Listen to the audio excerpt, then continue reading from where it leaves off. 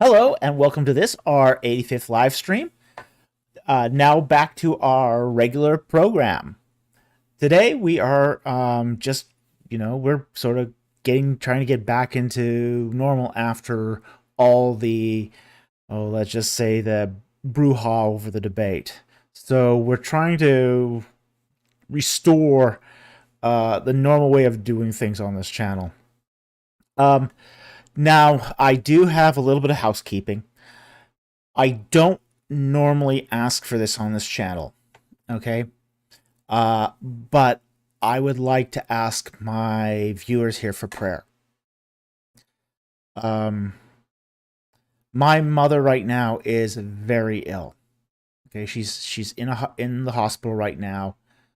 Her health is declining with heart issues. So I would really, really appreciate my audience praying for her right now for recovery. So it's not right now not looking very good. So we would really, really appreciate help through prayer support from our community. So we didn't want to really start this on a low note, but it's been a rough week. It's been a very rough week for us. So we appreciate all the help and support, and we very, very much value the prayers of the people who do support us. So if you could do that, I'd really appreciate it. Thank you so much for those who are praying. Okay. All right, so we're going to get right directly into the super chat, or sorry, not super chat, the questions here. We've got 3 non-super chats to start the evening. The rules are the same as always, which is that if you're not going to, we do take non-super chat questions as well as super chats, but we ask if you're not going to give a super chat, which is perfectly fine, do start your question with a Q and a colon so I know it's being directed to me. Second of all, only post the question once. This is how I know that, this is how I sort of keep track of things, is I scan through the live chat looking for questions. So if I see the question repeated, it just sort of throws me off. So only post the question once.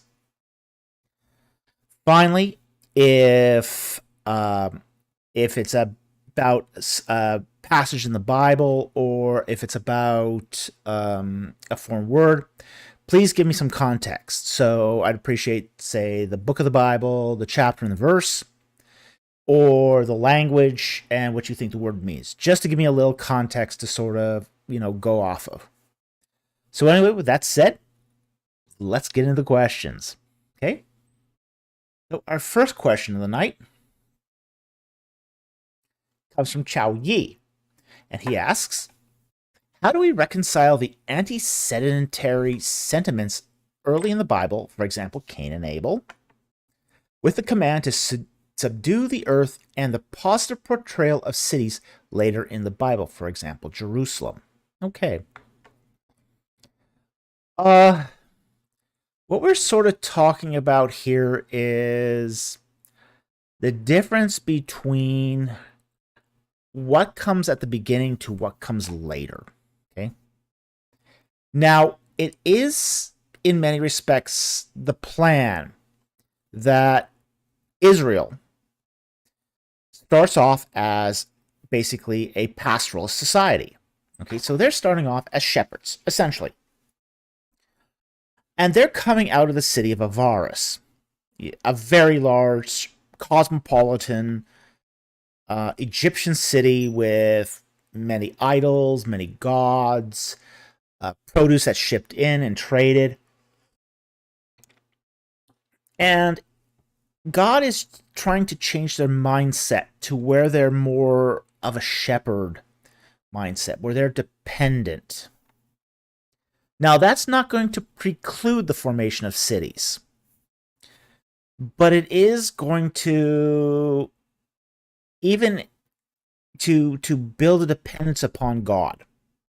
And that's really what's going on here, is the sort of the what we see in these early polemics, say against, say, urbanization versus sedentary, or sorry, versus pastoralist lifestyle has more to do with dependence than it really has to do with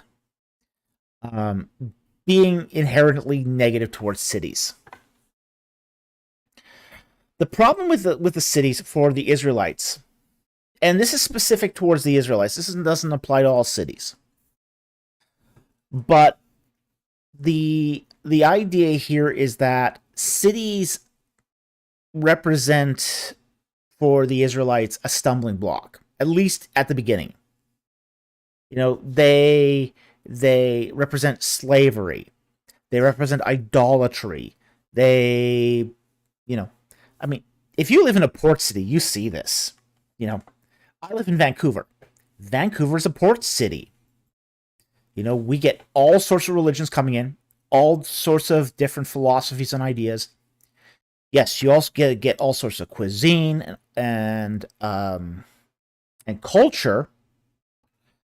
But if you're a good Israelite, you know, you really want to put your focus on God and your dependence upon Him. So we can't take this as a universal. So this is not a universal condemnation of urbanization. It's also not a universal, say, endorsement of a pastoralist lifestyle. But it is, what it is it's basically saying, okay, you Israelites, you've been Egyptians, you've been idolaters, you've done this in the context of urbanization and being city slickers. God is now going to take you out of that and put you in a pastoralist lifestyle where you're going to have to be more dependent upon Him. And then once you're dependent upon God, then you can adapt well to cities. That's the next step. Okay, so that's what we have here. Is what's called, say, biblical theology. You know, where there's this arc of the story of the biblical narrative, from, say, Genesis to Revelation, creation to consummation. And this is part of that arc, where they go to Egypt. They do pastoralism for a while there, and then they're enslaved, and they become city dwellers as such. Then they're taken out of that, return to pastoralism, a sojourning lifestyle. And then once they become dependent upon God again, then God can bring them into cities where they can be blessed and do things for the glory of God within that urban context. So I think that's what's going on here, is God is trying to break the cycle of idolatry and create the cycle of dependence upon Him. So I hope that explains this. Thank you very much for the question. Very, very much appreciated. Okay. Our next question comes from Nathan Yadone. He asks, Pharaoh Falk, well, not so much a pharaoh, but when do you think an inscription from Pharaoh Siamun is likely to be discovered mentioning the events of 1 Kings 9:16? Okay. Well, we can all be hopeful. Now, at the moment, we don't have any inscriptions from Siamun at all. His reign is about 10-ish years, roughly. He didn't create a lot of monumental inscriptions or monuments at all. He's really sort of at the end of his dynasty. So he's the last king of his dynasty. So his dynasty is going down the tubes. It's not good for him. It's not looking good for his posterity. So he really does lose it under his regime. This is going to be an issue. this is going to be a dramatic issue for that particular dynasty. Because frankly, Dynasty 21, okay, it started off really well, but the last two reigns, which is Simun and Susenes II, are they're circling the toilet. They're having a lot of problems keeping the Libyans out. The Libyans are basically, they're occupying the Delta. The Dynasty 21 allowed the Libyans to come in to, act as mercenaries, to basically support the Egyptian monarchy. And now the Libyans are getting aspirations of their own. And that weakened dynasty no longer has the strength to drive them out. So they don't have the resources anymore to make monuments. They don't have the resources to make fabulous tombs or do much of anything else that would have been sort of commonplace for kings of the past. So, I do think eventually we're going to find some material from Siamun. Just the question is, it's only going to be a matter of when. Because, frankly, most of Egyptian material is still under the sand. Sarah Parkak, she did the satellite telemetry of Egypt, looking for sites buried under the sand, and she found that 90% of Egyptian sites are still under the sand. So most of the material in Egypt has not been excavated or recovered. That's a lot of material that still needs to be, recovered, examined, studied. So I think there will eventually turn up some inscription by Siamun. I can't see this not, and it is a name we do find in Manetho. So this is how we know about Siamun is he shows up in Manetho. So I think it will happen eventually that we'll get some material from him. Just don't know when. It'd be lovely if it was in 2023. Absolutely lovely. It would make my year if we found a really nice big beefy stela from Siamun boasting about all his alliances. That would be fantastic. But I'm not holding my breath either, because sometimes these things come many, many years or decades after the fact. So we can hope, we can pray, but who knows? Maybe yes, maybe no. So anyway, thank you very much for the question. Very much appreciated. Okay, our third non-super chat tonight is from Asim Weir, and it's a long one. But I think it's an important one, which is why we're going to tackle it here. And he asks, at the end of a presentation going over the biblical problems with the Creation Museum with myth vision, yeah, there's problems there, Ben Stanhope concluded with the following, quote, as a Southern Baptist missionary kid, all my churches, pastors, and most of my professors growing up had taught me answers in Genesis, absurd worldview, and treated young earth creationism as if it were a respectable opinion. The more I fell in love with the Hebrew Bible and evolutionary biology, the more I came to realize these pastors and institutions were radically uncredible and routinely arrogant in their preaching. This triggered the first step in a crisis of faith that led to me leaving the church, end quote. In other words, he left Christianity because he could no longer trust these pastors and institutions or anything including the truth of Christianity. How would you respond? All right.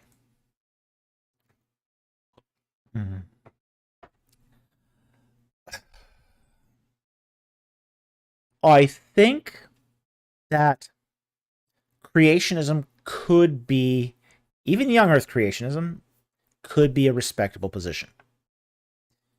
Now, American young earth creationism has some really serious problems that I don't think you can make it work. I don't think that's impossible. But there are but they're not the only form of young Earth creationism out there either. So I think it'd be unfair to sort of treat all young Earth creationists with a broad brush. And I'm saying that I'm not a young Earth creationist, so I mean I'm not protecting my own here. Okay. I'm also not a theistic evolutionist either, so but I honestly think that you could make a compelling case for young Earth creationism. But you couldn't make a compelling case for American young Earth creationism. And Answers in Genesis does represent an American young Earth creationist point of view. That's a problem. But I think all this sort of masks the bigger problem. The bigger problem here is not so much that American young Earth creationism is an unrespectable view. Because many people hold many unrespectable views. Okay? I think the bigger problem is that, at least in American fundamentalist circles, American young Earth creationism is seen as the only interpretation of the Bible. That, I think, is very, very serious. I think if you present young Earth creationism as one point of view, and then say, hey, you also got this other view, theistic evolutionist, progressive creationism, old Earth creationism, even naturalistic evolution. There's a panoply of views out there. If you present the multiplicity of views and say, yeah, okay, the Bible doesn't really talk about any scientific compatibilist view, so it's conceivable that any one of these views could possibly be it. We don't know, but, those are the options. And then just let people decide. You wouldn't have this crisis of faith. And that's what we're really talking about here, is what conditions are we creating here that create a crisis of faith? That is, I think, that's the crux of the matter. Is by stating that this is the only view, this is the only biblical view, this is the only acceptable interpretation of the Bible, you are putting people between a rock and a hard place. And they're going to have to choose between what they know and what they're told to believe. Ooh. Yeah. That's a bad choice to put people in. It's that black and white fallacy. And fundamentalism is really, really guilty of this. Creating black and white fallacies for people. Okay? You either believe in creationism or you're a stinking atheist. There's other options. There's other options. It's a false dichotomy. It's a black and white fallacy. And I think that's the problem with American fundamentalism, is it creates a form of black and white thinking. This is why, for example, a lot of people who deconvert from fundamentalism can't give up the way they think fundamentally. They're still thinking as fundamentalists. They might be atheists for 30 years and they're still thinking exactly like fundamentalists. Because once you raise someone to think in that sort of black and white, point of view, it's really hard to break away from that. Incredibly hard. Virtually impossible. Virtually impossible. the Bible says, raise up a child in the way he shall go, and he shall not depart from it. Well, that applies to the way we're taught to think. That applies specifically to the way we're taught to think. That's not a promise that people will stay in the faith if they're taught in the faith. That's basically that verse is basically telling you that if you point a child into the way that they're supposed to think, they won't depart from that way of thinking. So if you teach them that there's only two ways to read the Bible, this proper way and then this atheist way, you're only giving them two choices. There's no guarantee that they will pick, say, the fundamentalist way. That's the problem with this thinking. So, in some respects, I sympathize with Stanhope, but I also foresaw that this is the trajectory that he was going down. I had made the prediction over a year before he left the church that this is where he was going to end up. Because I could already see it. I could already see the trajectory. I've seen this a dozen times. It's so predictable it isn't even funny. It's just so predictable. Once you get somebody into that black and white mode of thinking, and once they're exposed to other data outside of, say, American fundamentalism, it's almost inevitable. This is why I think what American fundamentalism teaches is so damaging. It's so damaging. And it's really not the tenets of the belief. I want to make that clear. It's not the tenets of American fundamentalism that are the problem. Because the tenets of American fundamentalism are essentially Christian. It's the mode of American fundamentalism. It's the way of thinking. It's the hermeneutic. The way of interpreting the Bible. That's the issue. That's the issue. The idea that there's only one way to interpret the Bible. That's the problem.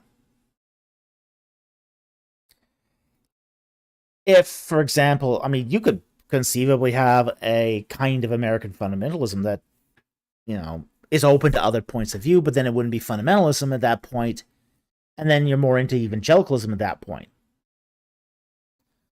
So the fact that they doubled down on that one interpretation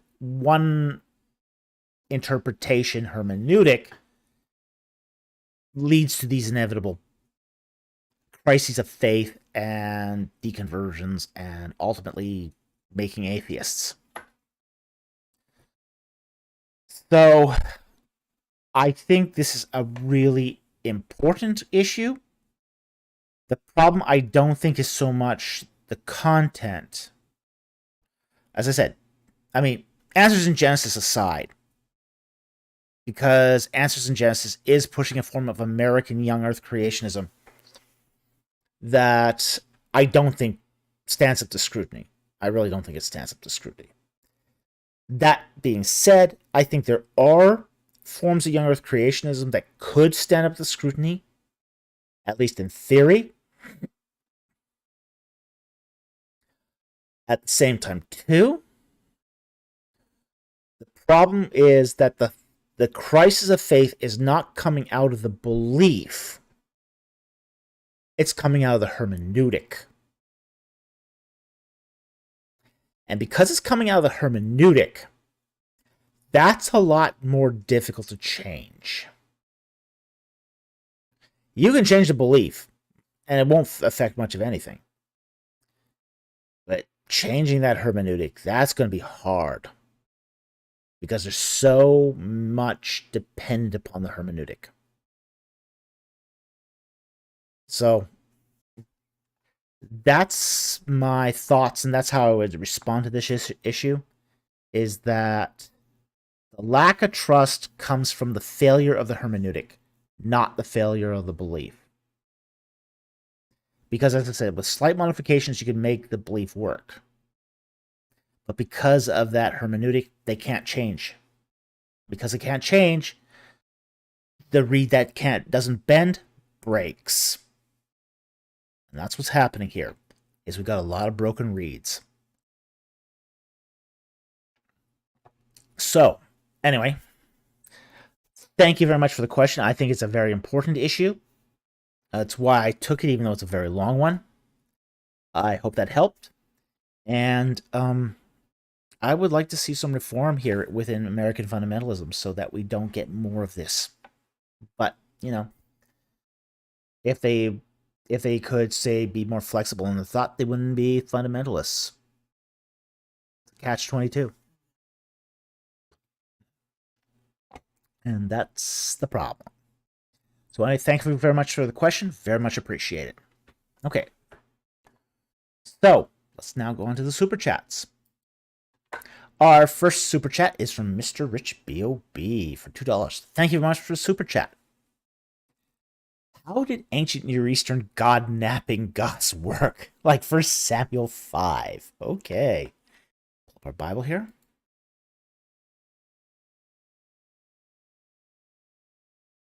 First Samuel 5. Okay. Now, I presume you mean verse 1 here. Now the Philistines took the ark of God and brought it from Ebenezer to Ashdod. Then the Philistines took the ark of God and brought it into the house of Dagon and set it by Dagon. Okay.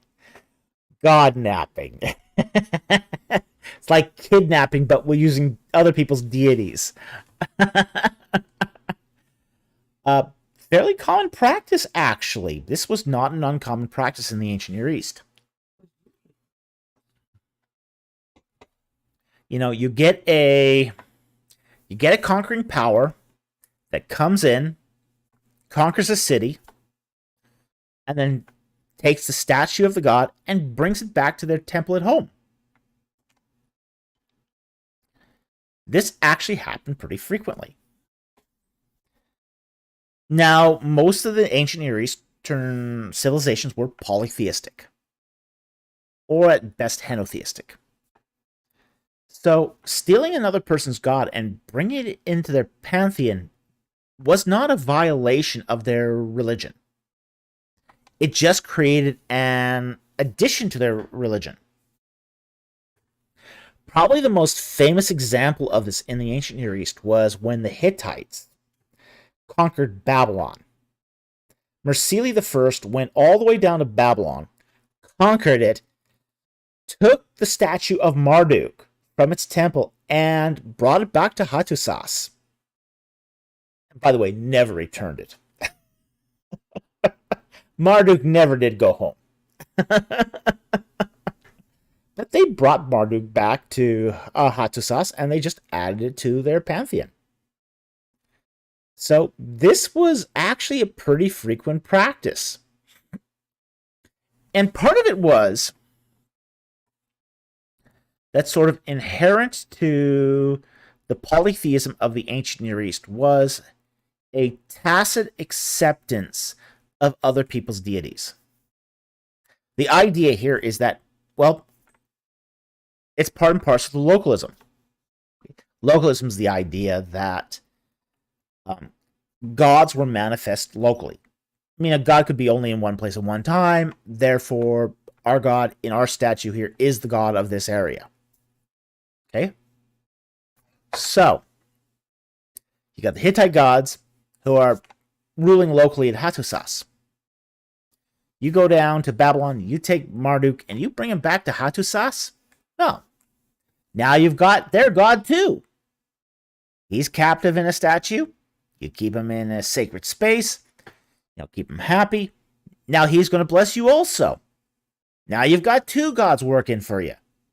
Your local god plus the god from Babylon. So it's sort of added that adding a god to your pantheon didn't discredit your pantheon, it just made it stronger. You've got more gods now rooting for you and working in your favor.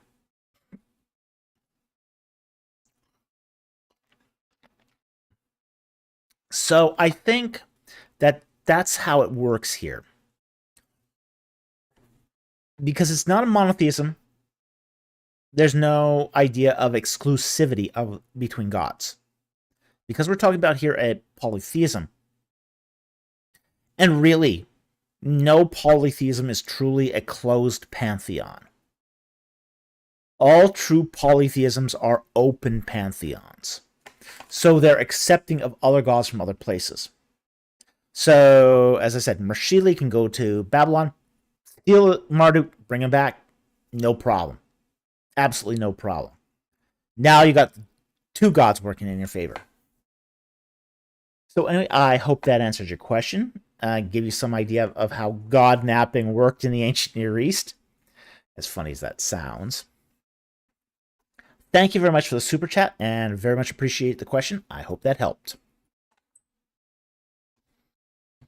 Okay. The next super chat here is from 501 Mobius for $10. Thank you very much for the super chat. What sort of griddles did the Egyptians cook on? Ooh, a culinary question. Love it. Love it. Okay, gonna disappoint you here.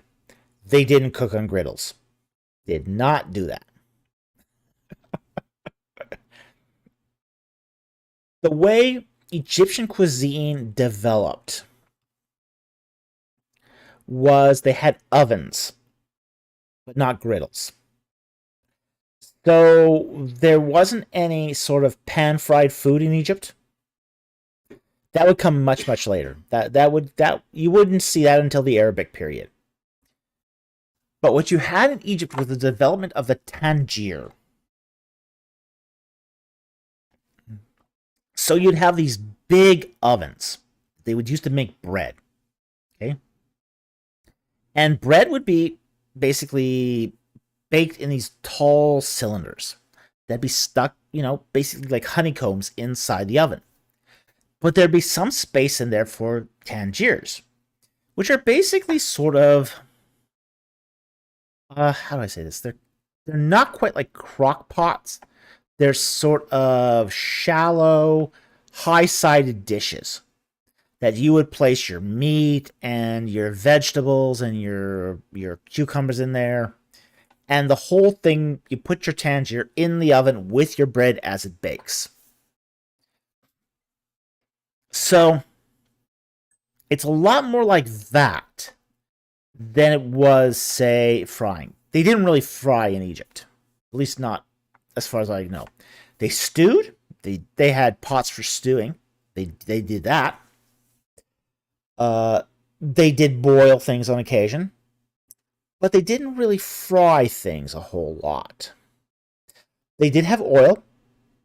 So they could have, if they had developed griddles, they could have had the potential to do that.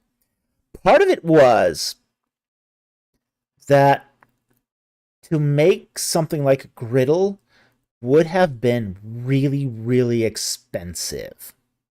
Okay? Really expensive.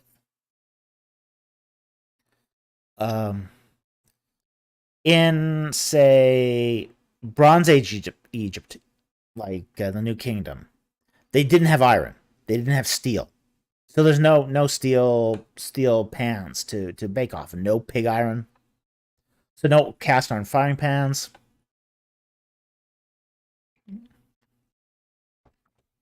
Bronze is not really a great metal for cooking with. Part of the problem with Egyptian bronze too is it tends to be arsenic bronze. It's not tin bronze. That's an important distinction here if we're talking cookware. Okay? Because the thing with arsenic bronze is it contains arsenic. Yeah. Yeah, great for weapons, great for tools, not so good for cooking.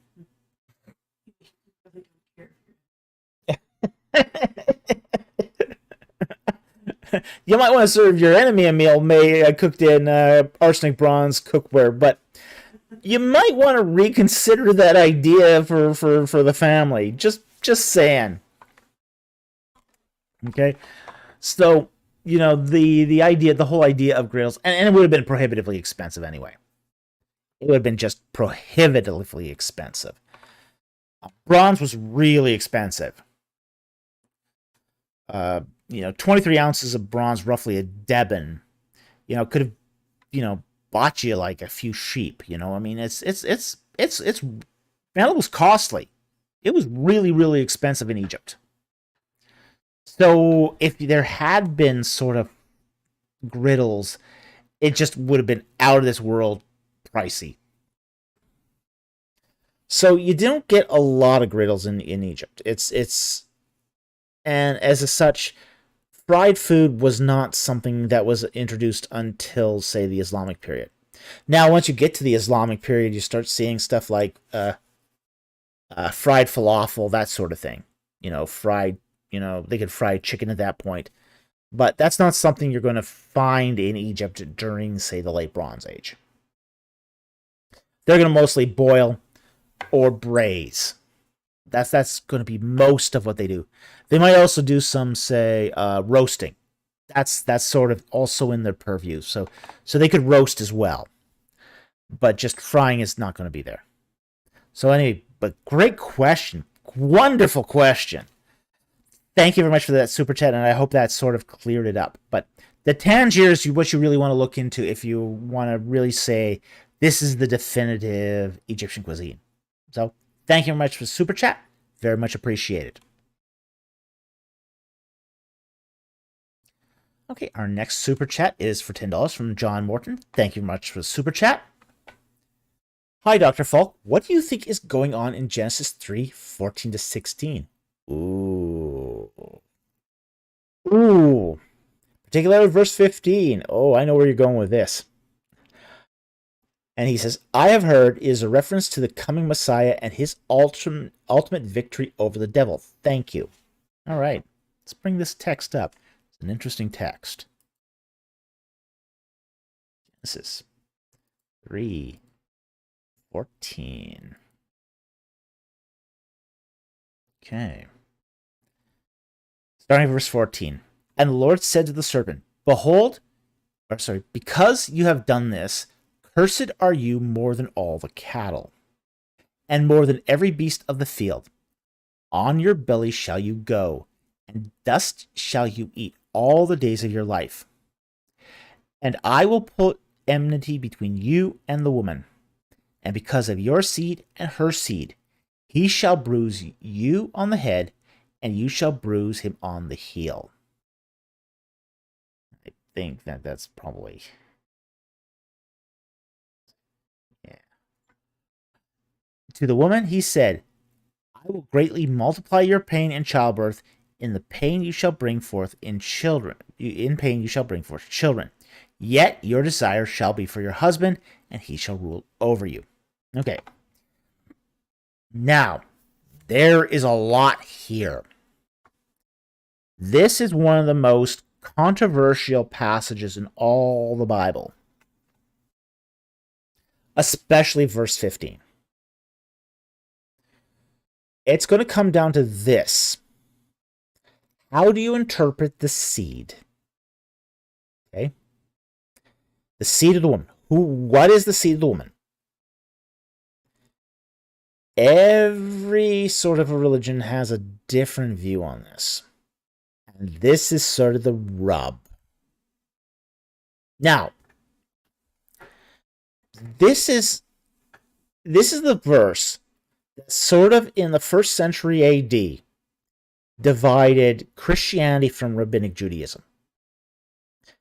Because even going before this, before, say, the schism that resulted as a consequence of the destruction of the temple in 70 AD, there had already been two opinions that were flowing through Israelite religion prior to the destruction of the temple.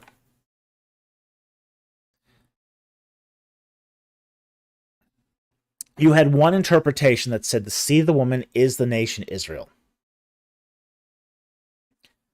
Those people of that point of view sort of fell into the camp of rabbinic Judaism. But there was another point of view prior to the destruction of the temple, that basically said the seed of the woman is Messiah. Those people of that persuasion pretty much fell into the camp of becoming Christians. This is one of the most interesting passages, though, in another respect, too. Which is, if you want proof of an oral tradition in the church, this is the verse. This verse is not interpreted for you in any other passage of Scripture. You won't find any passage of Scripture that interprets this verse for you. But practically every church in Christianity teaches that the seed of the woman here is Messiah.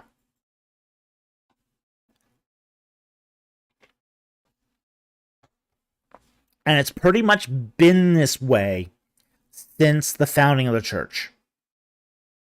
You can find in the church fathers. Ubiquitously across all Christianity, this verse has been, the seed of the woman has been interpreted as, say, the coming Messiah, Jesus Christ. It is oral tradition that has been passed on generation through generation through the entire history of the Christian church. And yet, it is not taught in a single passage of Scripture. Fascinating. Absolutely fascinating. The history of this verse is incredibly interesting. Now, with that said, you talk to some cults, they'll interpret this passage a completely different way. There are new religious movements out there that'll take this passage and put a completely different spin on it. For example, say the Jehovah's Witnesses, the Watchtower Bible Society. They'll interpret this seed of the woman as being the Watchtower, the Jehovah's Witnesses organization. So every sort of niche religion is going to interpret this in a different way. You do get some UFO cults out there that says the seed of the woman is actually basically the seed of an alien. Okay? There's a lot of different views on this, but they do fall down along religious lines. So, Rabbinic Judaism is going to interpret this one way. Orthodox Christianity is going to interpret it another way. New religious movements are going to interpret it a different way again.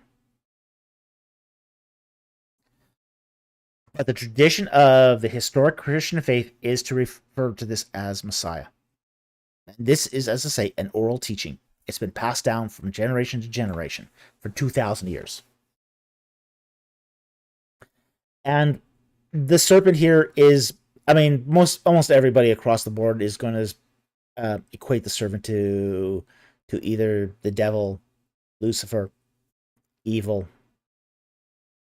Even the Gnostics are going to say in this particular case that, for example, the Gnostics are going to take this passage and going to say that the seed of the woman is, say, the sacred knowledge that was given to Seth, her progeny, and going to be passed down through the Gnostic lines.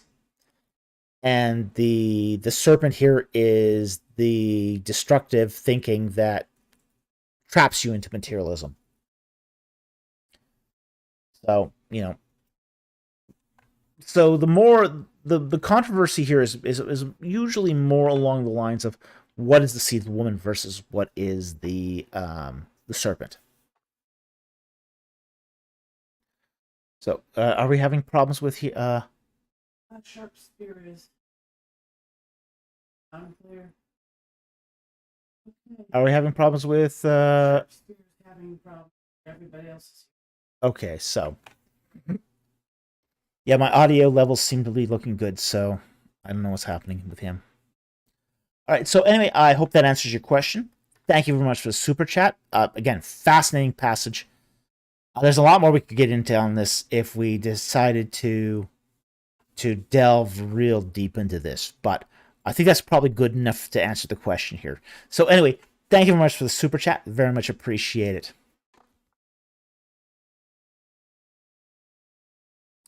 Okay, our next super chat here is from John Morton for $20. Thank you very much for the super chat. He asks, do you think Lordship salvation is a critical component of genuine conversion? Seems like many, myself included, say a prayer or have an emotional response to the gospel. But as life moves along, devotion to Christ is lacking. Ooh. All right.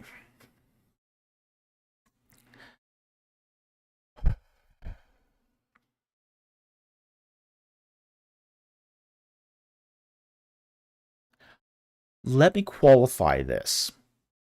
I am very opinionated on this. Okay? I'm very, very opinionated on this. I think Lordship salvation and salvation in general are synonymous. Okay? And we can look at several lines of thinking here. I think Lordship salvation gets a bad rap because people don't understand it. And I think that's very critical here. Let's go to Romans chapter 10. Take you to Romans chapter 10.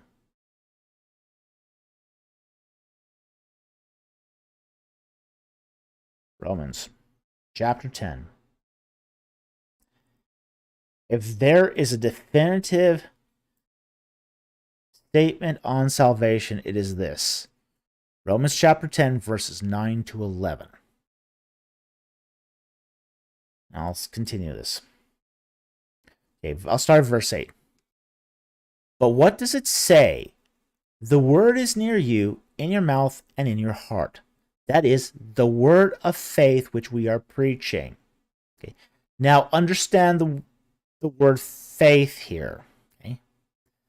Faith here is not just, say, intellectual assent. Pisteuo in the Greek is a combination of three things. So even this is a loaded term right here. This is loaded. It's pisteuo is intellectual assent, but it's not only intellectual assent. It is trust and fidelity. So, intellectual assent, trust, and fidelity. Okay? The essential idea of pisteuo is, okay, yeah, you believe it's true. As an intellectual exercise, you believe it's true. But not only do you believe it's true, you trust it's true.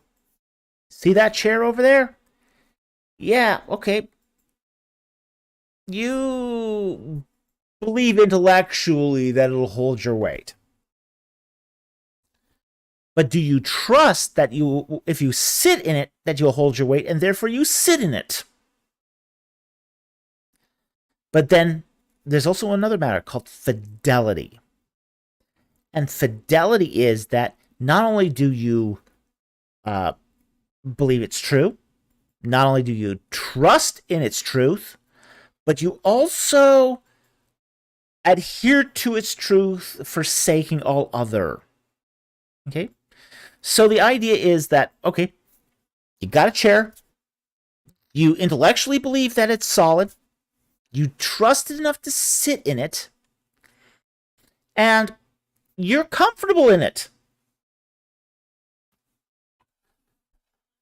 Fidelity. Planting your seat in the chair so that you're comfortable there. And this is part of that pistuo, that faith that you will, yeah, okay. If you believe in Christ for your salvation, you believe it's true. You believe that it's efficacious. You trust in it. And you're not going to go look at other gods out there for alternate salvations as fire insurance. So, that's what's meant by faith here in just verse 8. But we're not done here. So, let's continue with the reading. That is the word of faith which we are preaching. That if you confess with your mouth that Jesus is Lord, He is Lord, and you believe in your heart. So, it's a confession aspect and there's a belief aspect. Believe in your heart that God raised him from the dead. You shall be saved. For with the heart man believes, resulting in righteousness, and with the mouth he confesses, resulting in salvation. There's a private and public aspect to both of these. Okay? The private aspect is personal belief. The public aspect is salvation, is confession. This is why baptism is a big deal. Okay? Baptism is a big deal because it's a public profession. Well, yeah, they have confirmation. So, okay. But that's why it's a big deal. It's because it is that public confession. So, but we can always not only look at this from the biblical perspective, we can look at this from a church history perspective too. What is the very first creed of the Christian church? It's not the Apostles' Creed. Not the Apostles' Creed. I mean, most people think it's the Apostles' Creed. It's not the Apostles' Creed. The earliest creed of the Christian church is 2 words. Kyrio Jesu. Jesus is Lord. Kyrio Jesu. Jesus is Lord. That's the earliest creed of the Christian church. The earliest creed. And it was ubiquitous in the early church. If you, and frankly, we don't recognize that as the creed, but it is a creed. It is a creed. At the time when Christians were basically having to say, Kyrio Kaiser, Caesar is Lord. For the Christians to say Kyrio Jesu, that's putting it all on the line. That's putting it all on the line. So it's without doubt here that lordship is absolutely essential to salvation. Now, what does that look like in practical terms? Well, that's going to vary from individual to individual, honestly. But on the principle, on the bare principle of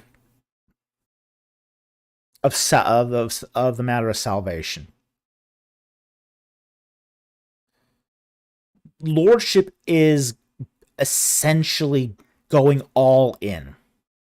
That's what it is. Many expositors have said that the process of salvation is an ever-increasing set of commitments. I think that's a really good way of looking at salvation. Salvation is not a punctiliar event. It's not the sinner's prayer and you're automatically saved. It's an ever-increasing progression of commitments. We see Christ do this with the apostles. Okay. At first the apostles follow Christ. They're not really sure who he is. As they get to know him, they know he's got the words of life. Okay. Then they start seeing people abandon him when he starts talking hard sayings. And finally, get to the epistles here, and it's like, Jesus is Lord. Jesus is absolutely Lord. Who else could he be? It's a shift. It's a shift in thinking from, well, what do I get out of this, to what can I do for him? It's an absolute and utter commitment to Jesus Christ. No matter what, no matter where, no matter what the circumstances will fall out from this. That's true salvation. Giving it all. Lay it all at the feet of Christ. Even if it's all your own life. Even if it's your professional reputation. It does not matter, because he's worth it. So yeah, it's a critical component. And I'm afraid it doesn't get nearly as much focus in the pulpit as it should. If pastors were less concerned about pleasing people and more about giving them the gospel, we'd see a lot more of this, though, in the pulpit. So, anyway, thank you very much for the super chat. I hope that answered your question. You got my opinion on this. But I think that is the true gospel. And anything less than that is not giving the whole truth. So, thank you very much for the super chat. Very much appreciated. Okay. The next super chat here comes from Linguist Emil for $5. Thank you very much for the super chat. Hey, Dr. Falk. Happy to see you again. Well, great to see you also. I hope you get some more videos on your channel. I was really enjoying your reviews. I didn't know if you could clarify the expression, a land flowing with milk and honey in the Pentateuch. Sure, absolutely, I can clarify that. Okay. It's not what the Gaptic graphic cloud says, that's for sure. You won't find it's not what the positive confession movement thinks. Okay. With that dig aside. The land flowing with milk and honey is a very interesting expression. It's a very interesting expression in two respects. One, for what it says, and two, it actually has a history that predates the Pentateuch. We actually find it in a Middle Kingdom document. And I don't remember which one it is off the top of my head. I don't think it's Ipaware. But there is a Middle Kingdom Egyptian document that talks about Canaan being a land that flows with milk and is rich in honey.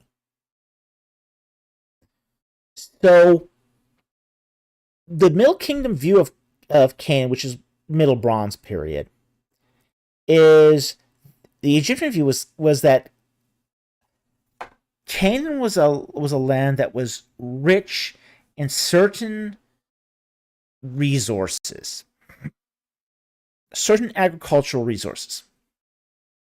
Now, the expression here, flowing with milk and honey, is a particular kind of milk and a particular kind of honey. And here's the rub, as it were. This is not promising an easy life. In fact, it's promising quite the opposite. Okay? Because the reference here is to goat's milk and to wild honey. So, there's a nuance here. There's a nuance. That nuance is that these are the goods of pastoral lifestyles. This isn't cultivated honey. I mean, this isn't like beekeeping. You know, this is you go out into, say, the wilderness and you find a beehive in a tree, and bonus, you get honey. You have flocks of herds, lots of goats, lots and lots of goats, and you milk them for the milk. That's going to result in a lot of cheese, a lot of goat cheese, because goat milk is not the nicest thing to drink. Sheep milk is wonderful. Sheep milk is absolutely wonderful, if you can get it. I highly recommend sheep's milk.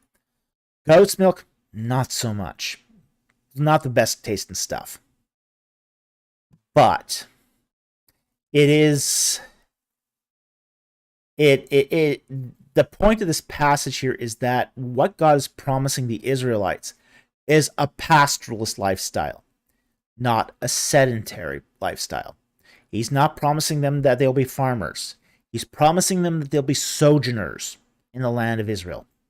That they'll have a land, that they'll graze across that land, but it's not for farming purposes, but it is for raising goats and sheep, and those agricultural products that are, say, compatible with a shepherding lifestyle.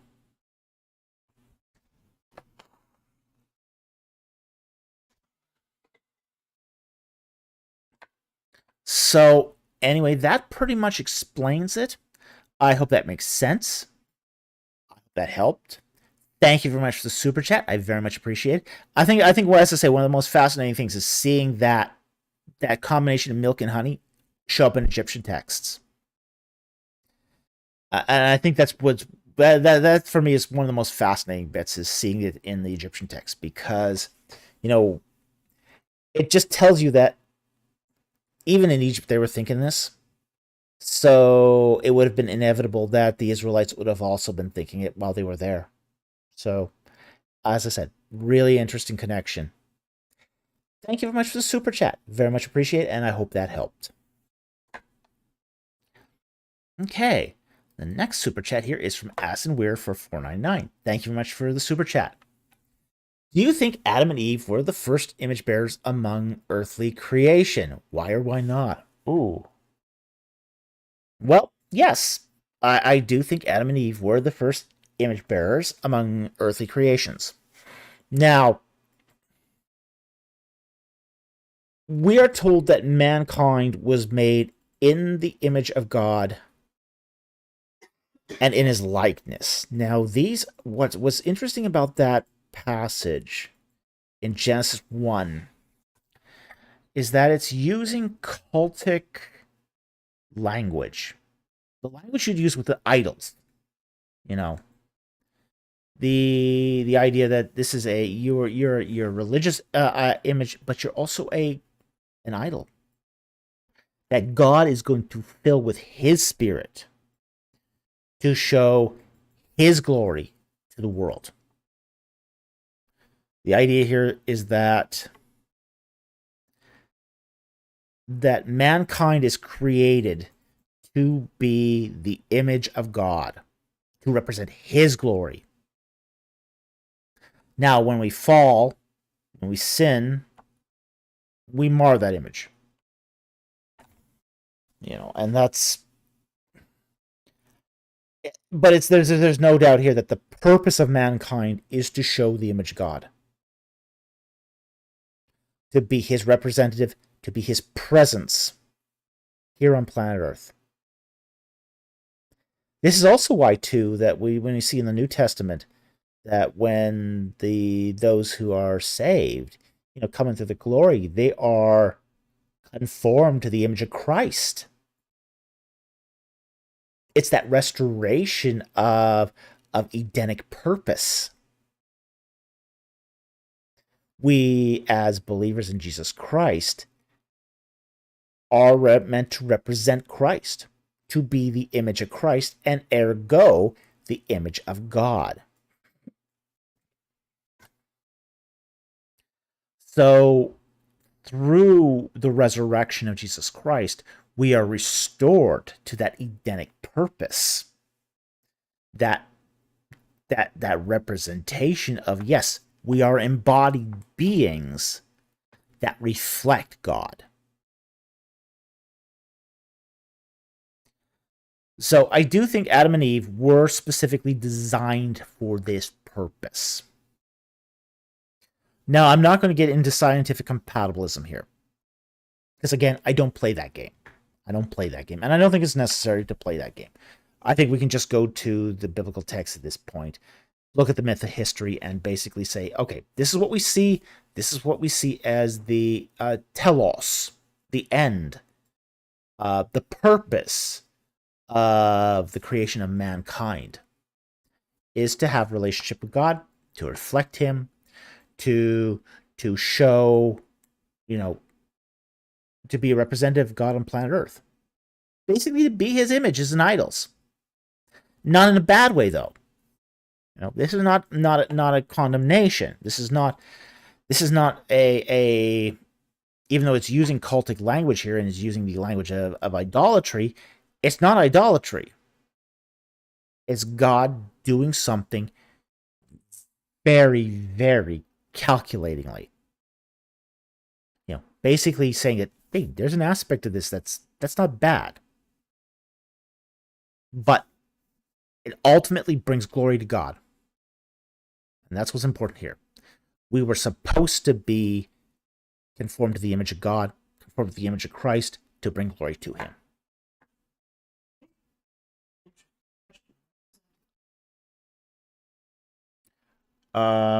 Well, to all of creation. Okay.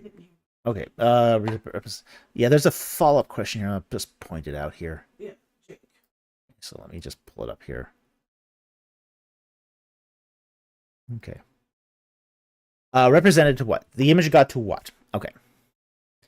There is a lot of... Okay, we have to understand mankind is not the only beings in the world. You have nature. Okay. Now, we kind of think of animals being dumb. They're not.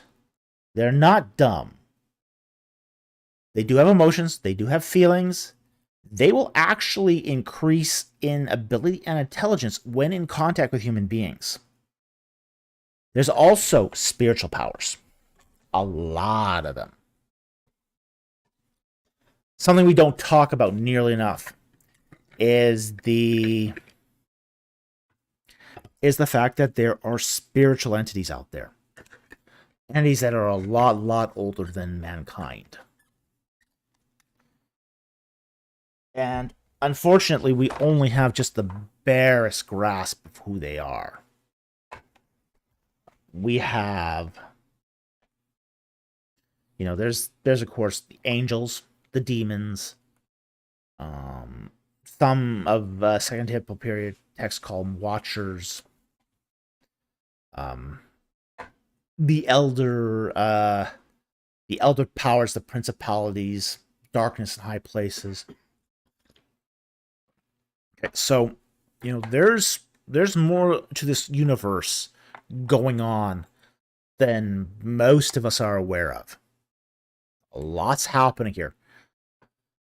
There's a lot of moving parts to the universe, and a lot of beings that are, inhabiting our space. So there's more than enough audience here to justify God being reflected in us. If not, if no other respect, that are being conformed to the image of Christ and reflecting God is pleasing to God. He's the ultimate audience. God is the ultimate audience. We find this concept in Egyptian religion, even in Israelite religion, the idea of reciprocal economy. Basically, to please God, to get, let's say you want bread. So you give an offering of bread to a god. that bread is taken by the god as the offering and then multiplied and given back. So by us having a piece of the image of God, that's being reflected back to God. So God then responds back with himself. There is a reciprocal economy in the relationship between God and man. Because God created man in his image, so what we reflect outward is the image of God. I hope that makes sense to you. So, Jake, that was a really interesting question, and I hope that sort of expounded on that a little more. Okay. So with that said, for a second here. I want to thank Addison Weir for his question. It got real deep, real fast, but a great question. Thank you very much for the super chat. Very much appreciated. Okay, our next super chat here is from Angel WVM for $5. Thank you very much for the super chat. Hi, Dr. Falk. Do you have any good recommendations for Bible commentaries? Oh, yes, I do. I would recommend 2 books. Okay. One is written by D.A. Carson, and the other one is written by Tremper Longman III. Now, D.A. Carson wrote a little book called, I think it's called The Survey of New Testament Commentaries. Tremper Longman III wrote its complement, which was a survey of Old Testament commentaries. Each of these books, what these books do, is they do an evaluation of all the commentaries of all the books, respectively, of the New Testament and the Old Testament. And they basically recommend the best commentaries for every particular book. Because here's the rub with commentaries. You can't just recommend a series and basically say that's going to be the best commentary for a particular book. Some commentaries are going to be vastly superior to others. So you sort of need a resource here to sort of give you a little bit of background material. Basically, sometimes commentaries can serve more than one purpose. So, you can't just give even a blanket statement saying that this is a great commentary. You just can't do that. I mean, I could just say, okay, yeah, use the New International Commentary on the Old Testament. Okay, the Nikot series, yeah, okay, that would probably be acceptable. I mean, that's usually my go-to, ultimately. That and Hermeneia, because I like to get the liberal perspective also. But if I really want the good ones, just to find out which ones are, say super good, I will go to those 2 books and I'll just say, okay, what's the strengths and weaknesses of the various commentaries for this particular book? And they will usually say, okay, this is the best 3 commentaries.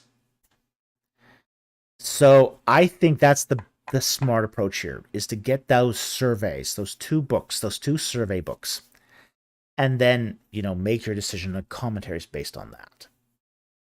Because some people will have different, like some people, for example, want a historical commentary, one that's more heavily dependent on history of the church and its interpretation and interpretive methods, than, say, more of an expository commentary.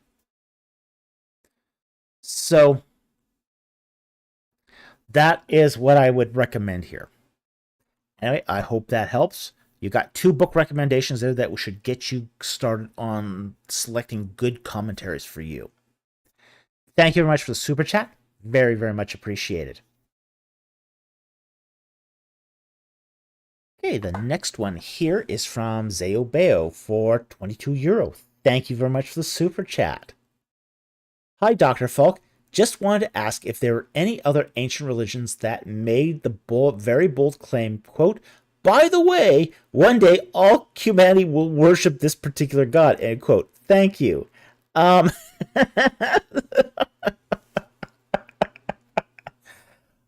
Actually, that is a surprisingly rare claim in ancient religions. Because frankly, most religions in the ancient Near East were localist. Very few religions made the claim that one day all humanity will worship that particular god. You don't find it in Egyptian religion. You don't find it in Mesopotamian religion. You find it, of course, in Christianity, and you definitely find it in Islam. But very few ancient religions, and what I mean by ancient religions is those, say, older than, say, the 1st century, made that claim. Very few made that claim. In fact, I cannot think of one that has made that claim. You know, prior to Christianity. Christianity is probably the first one. Maybe Judaism. Okay, maybe Judaism ultimately makes that claim. But, you know, that Judeo-Christian sort of strain is where that claim is first made. You know, even amongst, say, Roman, you know, religion, you know, the religion of the Roman Empire, you know, nobody's claiming that everyone will eventually worship Zeus. Be a very strange claim.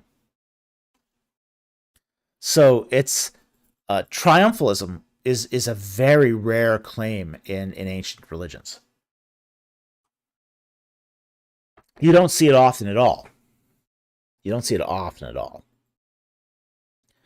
You will see, you know, claims of that one god was victorious over the other. That you'll see. But you won't see that one god will triumph over all of them. That you don't see. I don't think that's a claim that's secure within the polytheistic framework. Because within polytheism, one god could always be trumped by a stronger god. And there was always sort of that hedging the bet of who was the strongest god. So that's probably the best I can answer that question. It's just not one you don't... It's just a claim you don't see. You don't see that claim very often at all. So anyway, thank you for that generous super chat. Very, very much appreciated. And I hope that answers your question. Okay, another super chat here from Angel WVM for $5. Thank you very much for the super chat. In 2 Timothy 3:8, it mentions the name of both Egyptian priests that opposed Moses. Do you think those were their actual names? Okay, let's pull up the Bible here. I know what you're talking about already, but for the sake of the audience, let's just bring this up.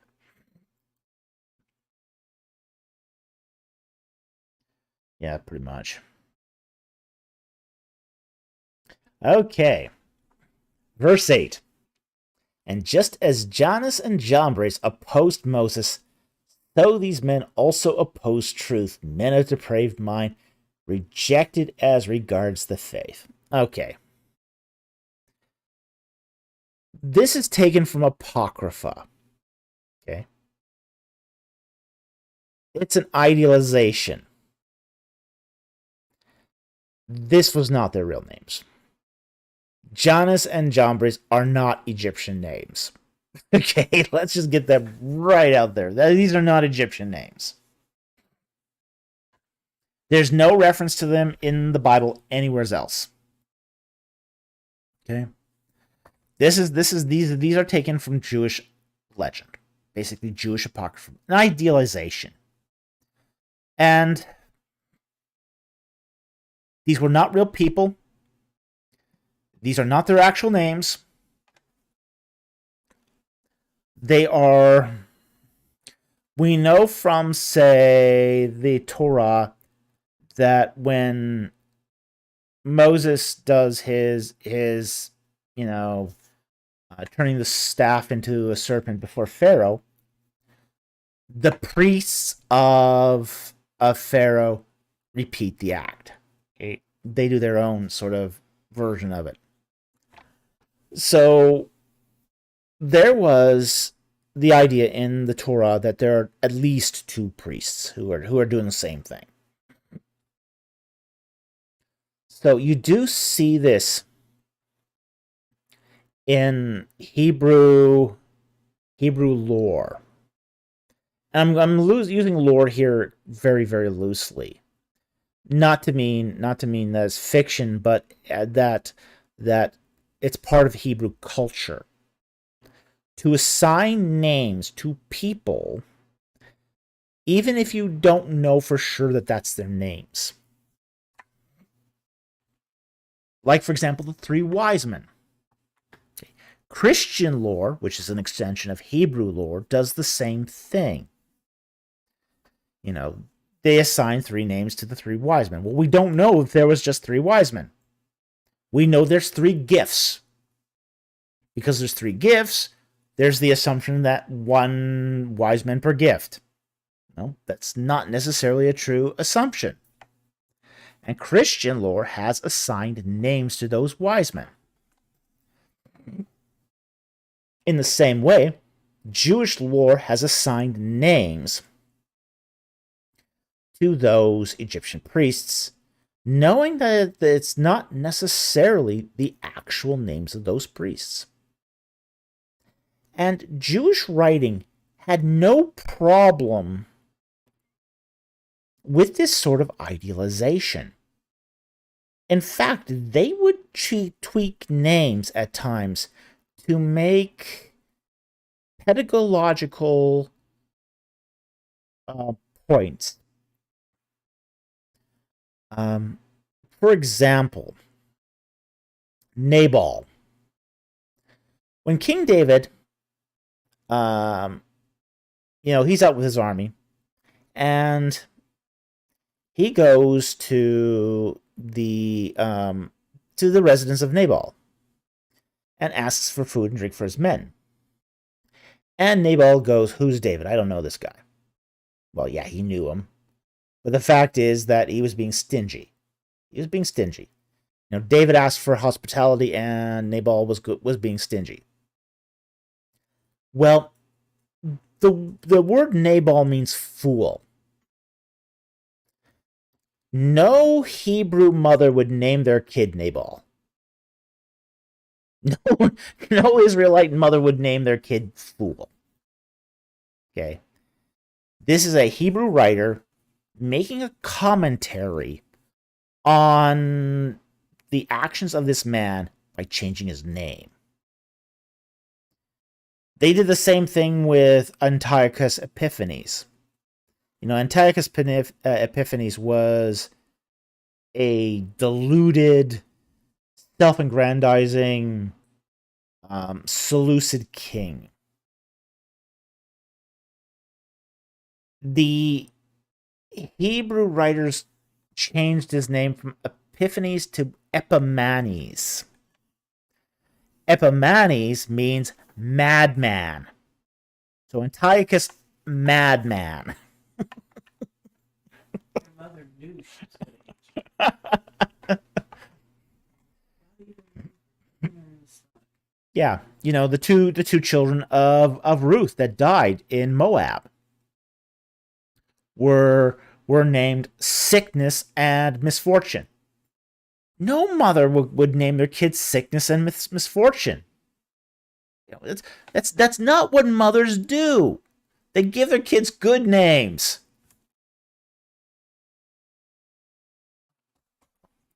So what we have here is an idealization of two idealized priests that are named because they are recognized in Apocrypha. They are recognized by those names, and they are idealized as figures that were in place of those priests. Okay? So they're not the actual names.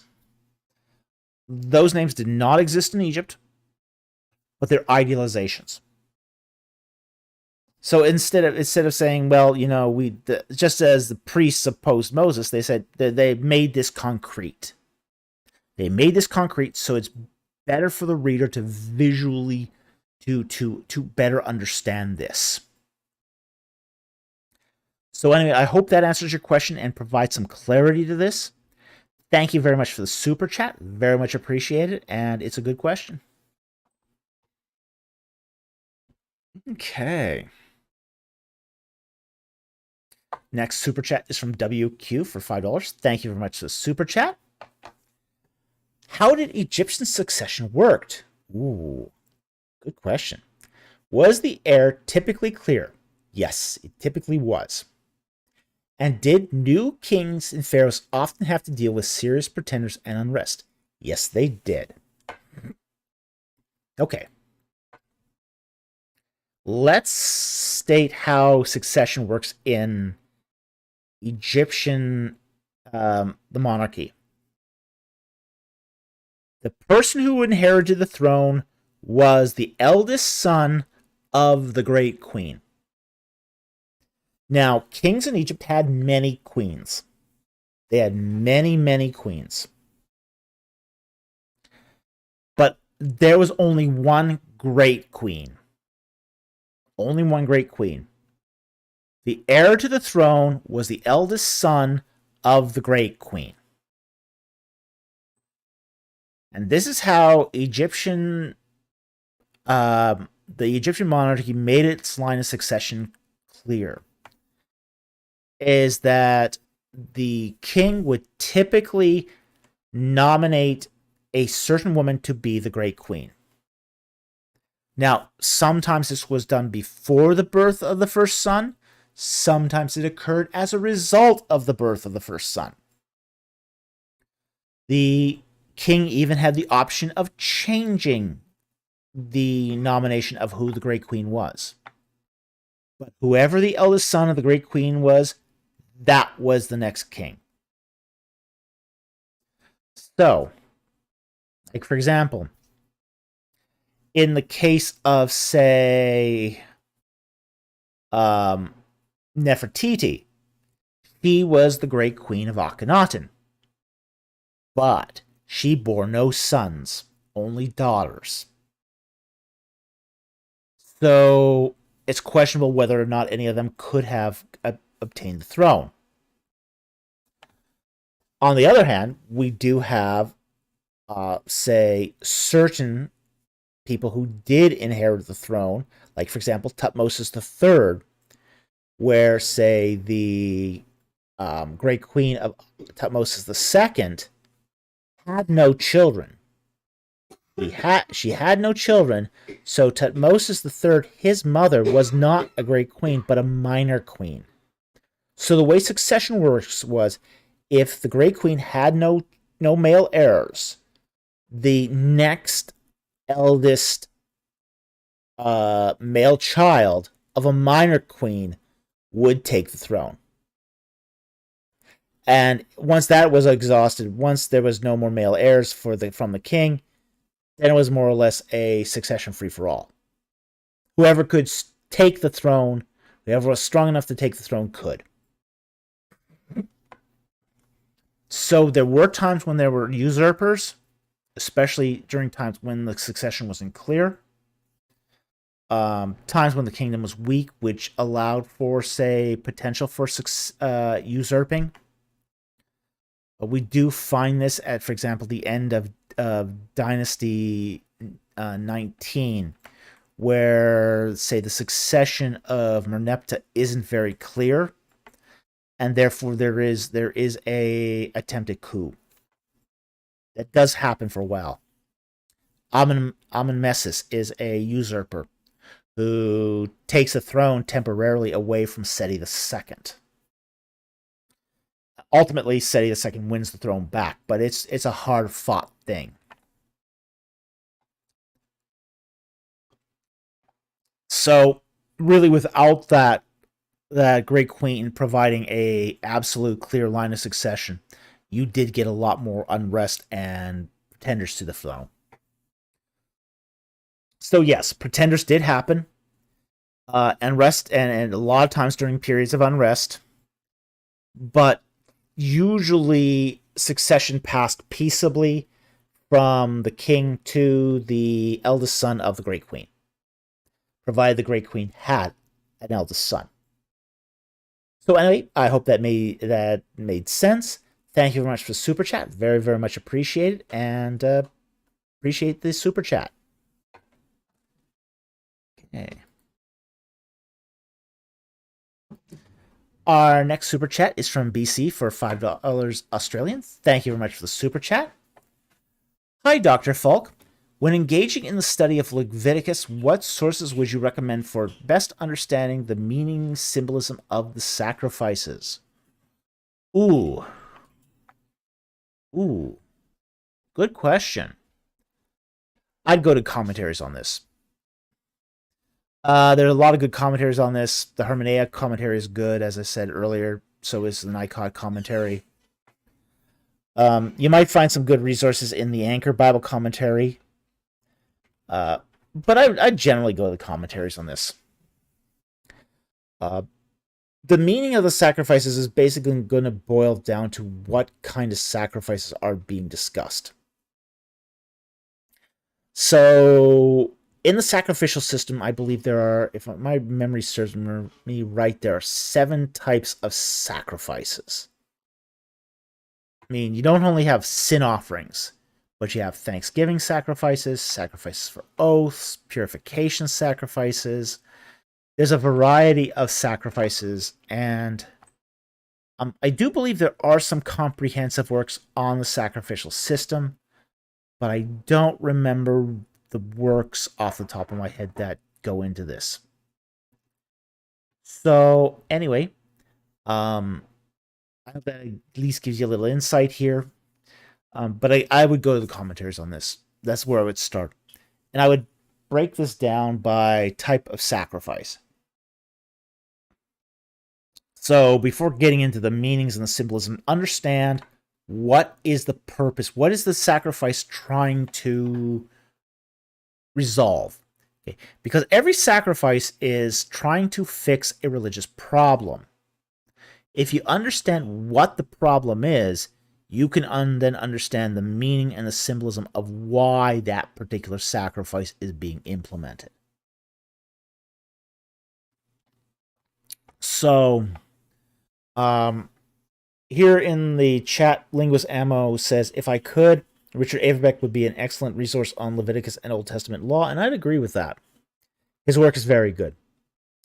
He's also one of my teachers, so and a good friend, so of course I'm going to compliment him here. So, yeah, Richard Averbeck's resources on this would be an excellent resource to go for. So anyway, I hope that helps. Thank you very much for the super chat. Very much appreciated. Okay. Now, the next one here.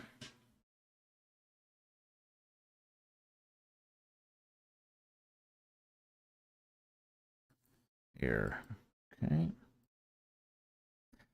Is from Faye of the Duat for $5. Thank you very much for the super chat, and good to see you here tonight. Reading through one of Rosalie David's books, and she mentions zoology. Naturally, I now want to dig into the oceans of my origins of my religion. Source recommendations.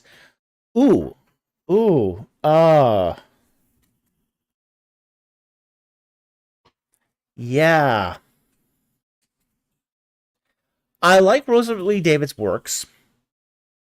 I almost had her as an internal or an external examiner, but I ended up with Penny Wilson instead, and I'm actually thankful for that because I think Penny was a better external examiner. But I do think that the idea of zoology is, I'm not sure that's the best way of of describing it, but I can see where she gets that.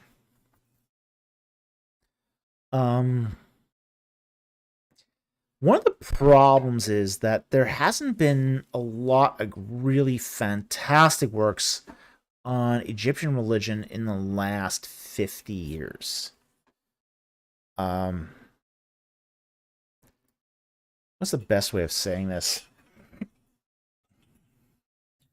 every field sort of covers its common ground. And then once that common ground is covered, it sort of moves on to more and more fine points. So general recommendations on general Egyptian religion are getting a lot tougher. You have Wilkinson's book, by the way. I mean, if you want a general work, The Gods and Goddesses of Ancient Egypt by I think it's Toby Wilkinson. Excellent book. Excellent book. It's a good reference book. It's also richly illustrated too, so it's a great book. I actually really like that book. I think that's the best book on Egyptian religion that I've seen in a generation.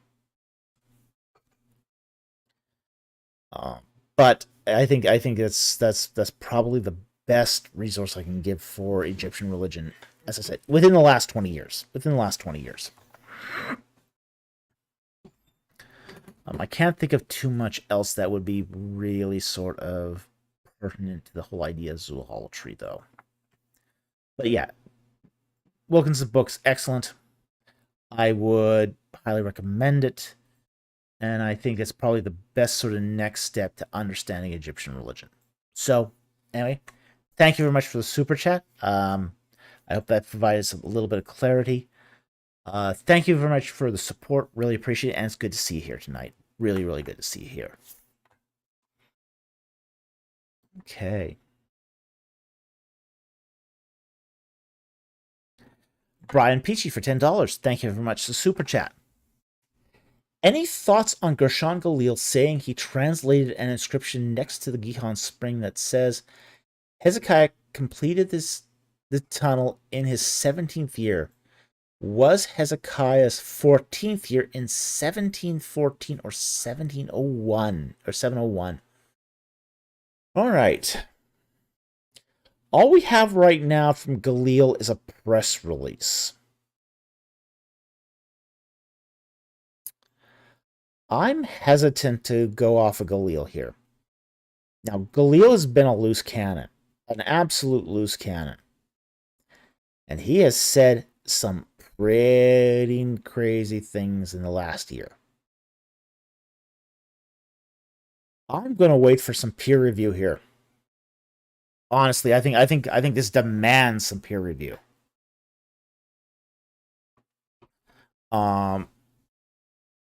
With his latest work on the Ebel-led amulet and that Jerusalem,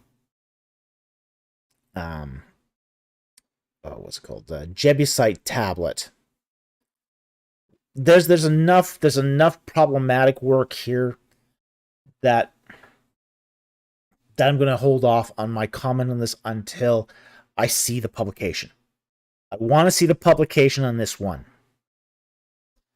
And if I see the publication, I'm going to then compare it to what the other data we have and then make my evaluation there. But I want to see this in publication. I don't want to just go off of press releases on this, because press releases are really nothing.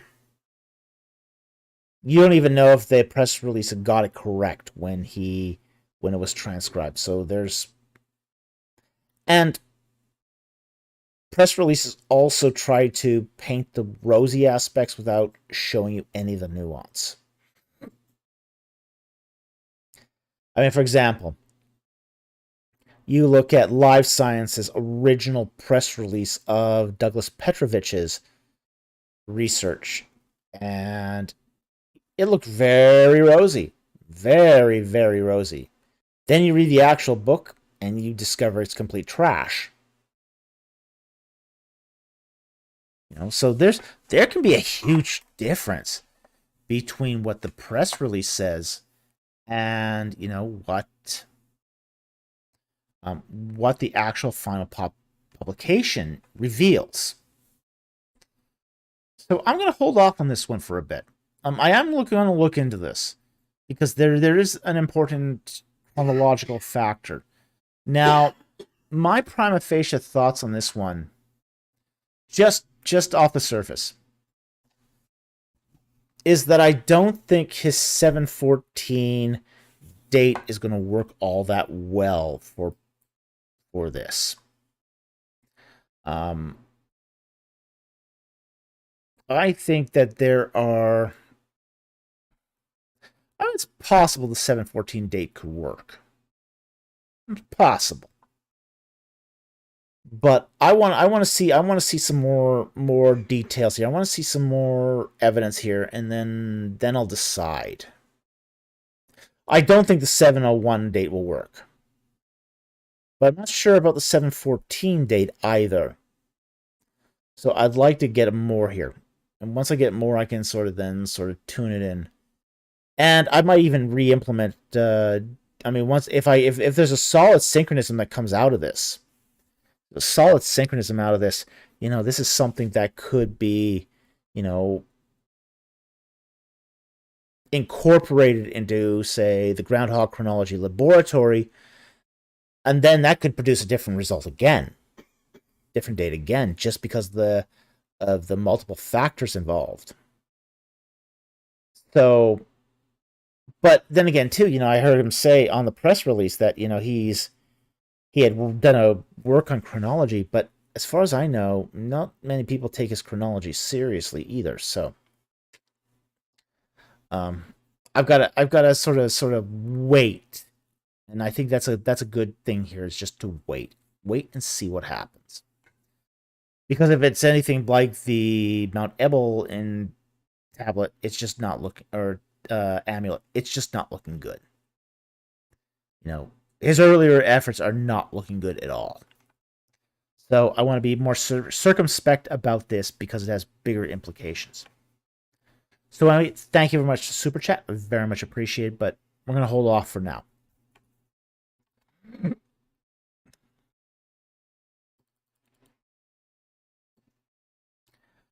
Amir Eshafra for $5. Thank you very much for the Super Chat. Hey, Dr. Falk, did you know Haman is an Egyptian title called Haman? And that is derived from the name of the Egyptian deity Imin, Amun. Now, to be fair, in his live chat here, he's got a bunch of smiley and laughing faces after this, so he's trying to wind me up here. Yes, he's pointing out what comes out of Islamic theology here on this Haman character. Wow. No, this is not how H's work when you transliterate from Egyptian into Arabic. So, I mean, there's some massive problems here. Yeah. I don't think Egyptologists are buying this, and I don't think you can make a good case here, because even if you could make a case that the guttural collapses into a H formed consonant, it's still the wrong H. Still the wrong H. So I think this is a really tough case to make. I don't buy this for a moment. But it is good for a laugh, but I also don't want to mock their religion either. So I want to be very careful about that too. I know that there are Muslims who, in good faith, do believe this, but I also don't think it's viable either. So anyway, thank you very much for the Super Chat and the attempt to wind me up. Very much appreciate that. Okay.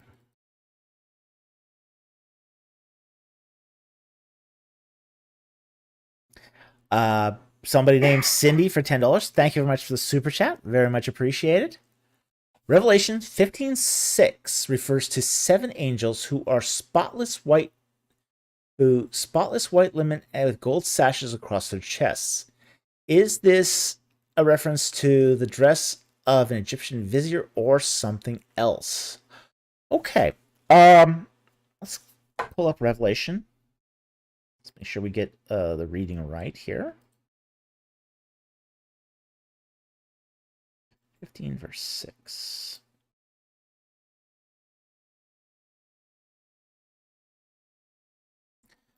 We get here. And the 7 angels who had 7 plagues came out of the temple, clothed in linen, clean and bright, and girded around their breasts with golden girdles. Okay. The idea here is generally an ephod. Okay. Kind of basically a high belt. High belt that's kind of a little above the belly, but goes down into sort of a skirt. Okay, so it's sort of half a vest that goes down into a skirt. So that's kind of what's being referred to here. Now, Egyptian viziers. They wore linen, and they wore a very unique style of linen clothing that was not typical of other Egyptians. Viziers wore a kind of, let's say this, closest thing I can describe it to is a dress. Okay. It's cinched, or it comes under the armpits. So it's a single robe that goes under the armpits. It doesn't go over the shoulders or the arms. It's under the armpits, and then it's just a straight dress all the way to the floor. It's a very weird style. It's a very weird style of clothing. It's unique among Egyptian clothes. You don't see other Egyptians wearing this. The king doesn't wear this. Other Egyptians don't wear this. Only the vizier wears this style of clothing. So it's very unique. It's very, very unique. There's, if you go into a tomb and you see the tomb owner wear this style of clothing, you know he's a vizier. It just like stands out because no other Egyptian wears a piece of clothing like this. So it's very strange. It's very unique, but it also doesn't have a gold sash or a belt or any sort of vest or kilt. It's unique. So this does seem to be referring to something other than, say, an Egyptian reference. However, what it does refer to is not exactly clear. Now, at the same time, too, I say that because I haven't looked up the Old Testament symbolism on this either. There could be an Old Testament symbolism that I just have not checked into yet. Because one of the things I'm going to need to do, like, for example, I've been asked to do a series on the Book of Revelation. And I have done one previously, but stuff like this sort of begs the question of doing more reading. Demands that I do more reading in order for me to make it cohesive and make sense with its Old Testament symbolism. So I don't know exactly what the sash here refers to. Spotless white linen, that one's pretty obvious. Okay. Pure beings were said to have been clothed in white linen. When a priest was purified for entry into a temple, he would wear clean, unspotted linens as a sign of his ritual purification. So that is basically a sort of a description that these are not evil angels. These are not bad angels. These are pure good angels because they're wearing pure garments. And the garments here are the symbol of their purity. Likewise, the girdle, the golden girdle, is the sign of their glory, their brilliance. So these are clothes that are not necessarily, they're not necessarily really wearing these clothes, but they're symbolic of other things.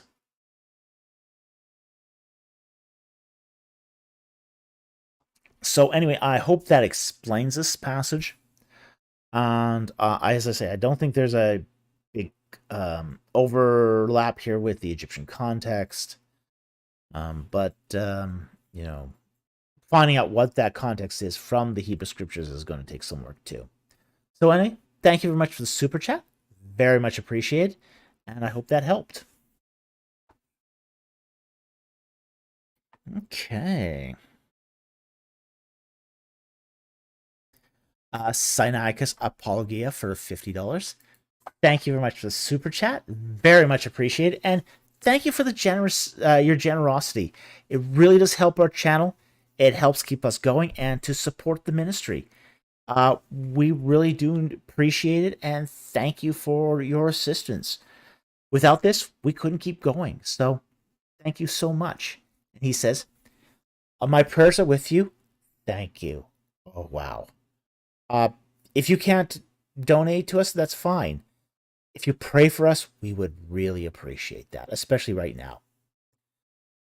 No real question. Just want to say that I'm interested in learning more of the priest king Adam idea that keeps coming up every now and then. Ooh. Oh, that is an interesting idea. Because that's theological ramifications. It has theological ramifications. Adam was not just a priest to God, representing all humanity, but he's also the hereditary king of humanity, in that he is the titular head of humanity. Okay. In theology, we call this federative responsibility. So with federative responsibility, Adam is not just father of everyone. He's also bears a certain responsibility so that if he sins, everybody who succeeds him also is guilty. So there are huge implications to this idea of Adam being both a priest and a king, and the federative responsibility that results from his particular position in the family tree. So yeah, there's a lot of good stuff there, but you'd probably have to go to some Genesis commentaries to get a lot more. So anyway, thank you very much for the super chat. Very, very much appreciated. And you didn't ask a direct question, but I hope that provided a little insight too. So thank you for the super chat. Very, very much appreciated. Okay. Brian Peachy for $10. Thank you very much for the super chat. And he says, on Capturing Christianity, you said the ark fulfilled its purpose and doesn't need to be rebuilt. True. Absolutely true. What about the temple? Sacra fulfilled? Other furniture? Has it also been fulfilled? Well, to some extent, yes. To some extent, no. Okay? Now, while the purpose of the Ark of the Covenant, which was to bring the presence of the Lord from Mount Sinai to the new temple, has been fulfilled in total, with maybe the exception of Yom Kippur, and even it's not really necessarily for that either. The temple's a little different.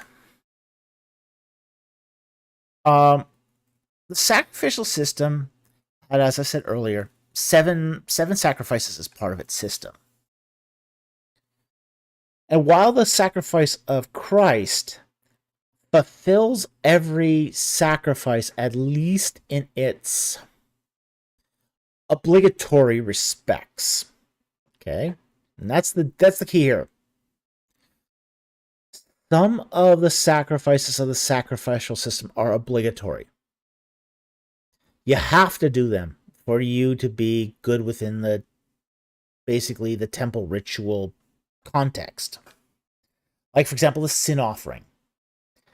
Without Christ, you needed the sin offering to cover over, didn't remove the sin, but covered it over so that you can continue on and do business as usual. But there is also a non-obligatory aspect to the temple as well, which is, for example, the sacrifice of thanksgiving. Okay, let's say you have a great blessing come into your life. You win $1 million. You win $1 million. And as a good Israelite, who's probably not trading in dollars but shekels, you're grateful. You're grateful to God for how richly He's blessed you. Now, what you do in that particular case is you bring an offering to the temple of the Lord as a thank you offering. And basically tell the Lord, hey, thank you for this rich blessing in my life. Here's an offering because of what you've done for me. That's a non-obligatory offering. So while the temple, the obligatory aspects of the temple have been fulfilled in their entirety, the non-obligatory aspects are not necessarily done away with. Those non-obligatory aspects can still be practiced, and practiced by Jews and Christians alike. So, the temple as a place where one meets with God hasn't been completely fulfilled by Christ's sacrifice, but can be continued to be exercised, even with Christ's generous, redeeming salvation. So yes, in all its obligatory aspects, Christ covers it all. In its non-obligatory aspects, there's still room for people to practice within the temple setting because it still can be a place to meet with God. So anyway, I hope that answers your super chat. Very, very much appreciated. But great question.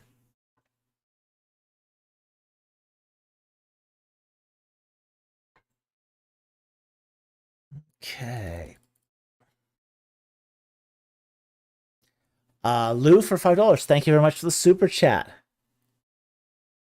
Was God the first to make the claim that other gods doesn't exist? Okay. He's not. Yahweh is not the first God to make that claim. The first God to actually make that claim is the Aten. Now, there is a little inscription, very tiny, that were done during very, very early on in the period of Atenism. And this is actually recorded in Donald Redford's book, where there's a little graffiti, where somebody writes that all the gods are fake, all of them lie, the only God is Aten. Okay? So we do have this claim to not only exclusivity for the Aten, we also have the claim that all the other gods are not real gods. But where sort of, say, Atonism diverges from, say, Yahwehism is Atonism is going to say that, okay, there's no other gods other than Aten, but the manifestations of gods are really manifestations of Aten. So it's kind of a way of having your cake and eating it too. You know, you've debunked the gods of Egypt, but at the same time too, you have, you know, taken their treasure, their holy stuff, their books, burned them down, melted them, etc.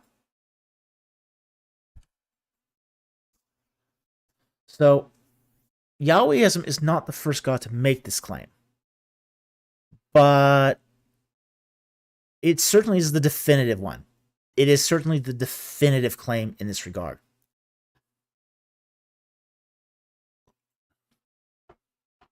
Okay. So anyway, I hope that answers your question. Thank you very much for the super chat. Very, very much appreciated. Now, I have to admit at this point that I have not gotten a lot of sleep last night. Okay. I'm going to admit this straight up because I can tell that I am actually dozing off a bit here. So, one of the things I'm going to do is I'm going to get myself another cup of coffee. And I'm going to be right back. I'm going to take a little pause here and get myself some coffee because I am kind of falling asleep at the wheel. Again, I did not get much sleep last night because of the situation with my mother in the hospital. So, I'm just going to take a few seconds here to go grab another cup of coffee, and I will be right back. So, don't go away.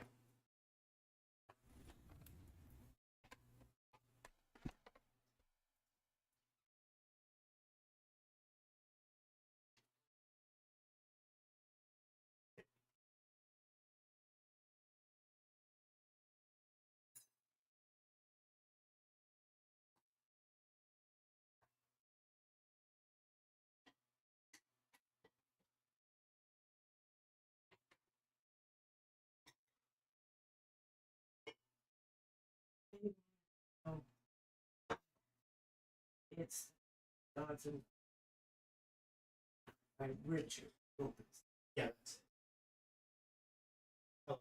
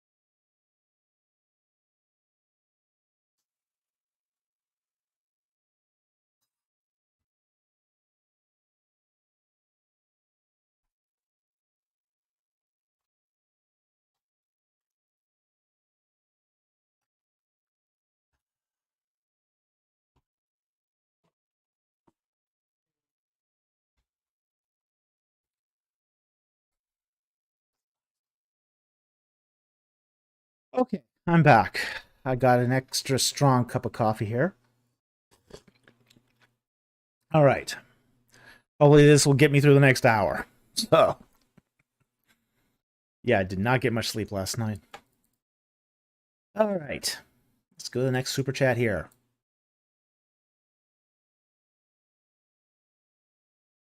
Next super chat is actually way down. Okay, Addison Weir here. For $4.99, thank you very much for the super chat. Concerning my question on Ben Stanhope, I was actually wondering how you would respond to him if you two were to talk about this. I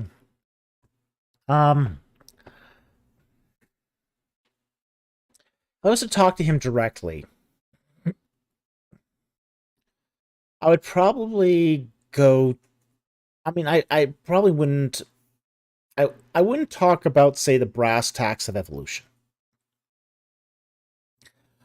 I would talk probably more about how he interprets the Bible. That's where I would sort of go here.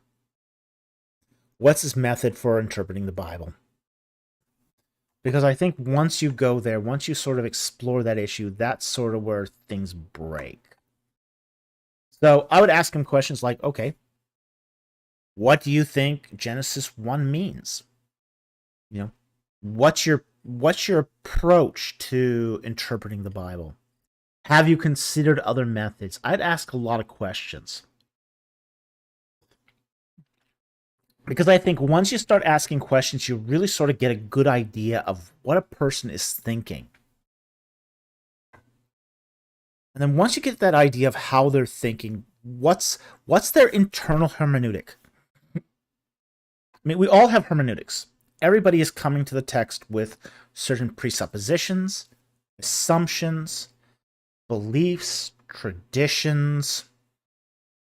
It's a complex mix.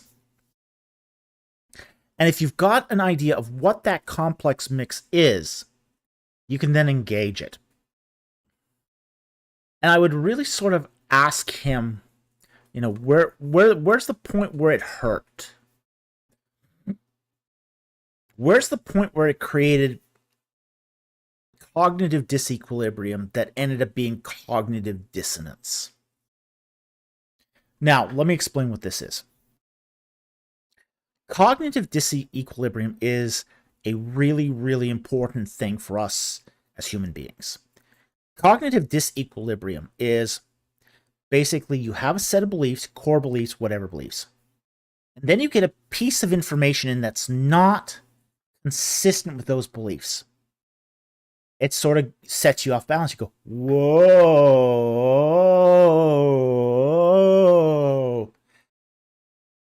You're mentally off balance because the new information is upsetting the core beliefs. Now, what happens is, though, you then adjust. There's two ways you can respond to this. You can respond to cognitive disequilibrium by readjusting your data and your beliefs so that all of that becomes consistent again. Or you enter a phase of cognitive dissonance, where you're in denial of, say, certain aspects of knowledge. And that's where things sort of, when people go one way and not the other, that's when things sort of break. The fact is, once you sort of adjust your beliefs and to the new data, that's the point where you experience new growth. You need that. You need to grow as a human being in your beliefs, get more mature in your beliefs.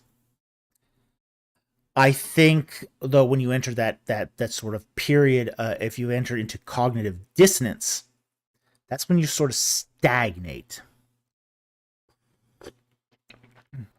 So if I was to talk to Ben Stanhope, I would like to know what was his thought process when assimilating this new data, and how it ultimately led to him, leaving the church. So you can't really comment, you can't really say on a question like this, well, how would I respond exactly? Because I don't know how I would respond exactly. I don't think you should have a pat response going into this. You need to listen a lot. You need to hear what was their story. Why did they come to this decision? How did they come to this decision? Do they have the mental flexibility to change that decision? You know, some people do. A lot of fundamentalists don't. This is sort of why when I saw his book, saw his interviews, I sort of said to myself, yeah, okay, I can see where this trajectory is going. Because it's the same trajectory I've seen dozens of times. Seen it dozens of times. You know, where rigidity of thinking. And basically his book was a kind of deconversion narrative. Kind of a deconversion narrative. Where he's taking valid criticisms of the Creation Museum, but it's the beginning of an exit strategy. And he might not even have thought about this consciously. It might have just happened. Where that exit strategy is going to result because of that black and white hermeneutic that he'd been probably taught since a kid, to saying, okay, I can't accept creationism, therefore I must accept that it's all wrong. So I want to be very generous to Ben here. I want to be generous to him. So I would want to ask him a lot of questions. Really sort of get into it deep. But, you know, sometimes people aren't that deep. Sometimes there's that sort of wall you hit. That wall, that hermeneutical wall. It's going to be one way or the other, or it's no way at all. He follows up here. What do you mean by an exit strategy? Okay. The process of deconversion is very interesting. It's very interesting all on its own, just from a psychological point of view. Basically a way of moving yourself out of one situation and into another. People when they are in a situation that they find, say, that is untenable or doesn't work for them anymore, or they just don't like, often develop these strategies to move themselves out of a situation. Like, for example, you know, an exit strategy, let's say you have a bad job you hate. Your exit strategy might be, well, you know, you go visit your former employers that you really did like. See how things are going at the old place. Maybe there's an opportunity for you there. Or you start throwing out resumes. Or you just, you know, you just say, okay, maybe I'll start my own business. Maybe that'll work. So, you know, that's a kind of exit strategy for leaving a bad job to something better. Okay. People also do exit strategies to the Christian church. You know, sometimes the Christian church doesn't work for people for sociological, cultural reasons. You know, they don't find fellowship there. They don't find support. They don't find their needs being met. Maybe they're grieving and just, you know, being ignored. There's a lot of reasons why, for many people, the Christian church doesn't work for them.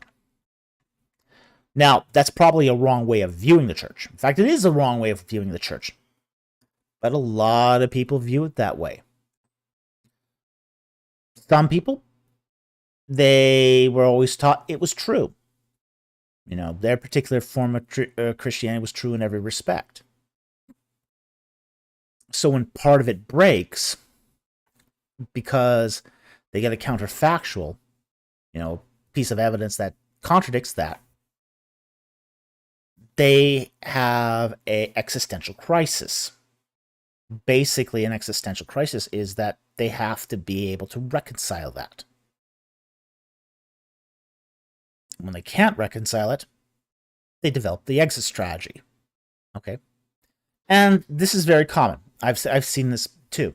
Where, say, an American fundamentalist will, be shown that American young earth creationism isn't true.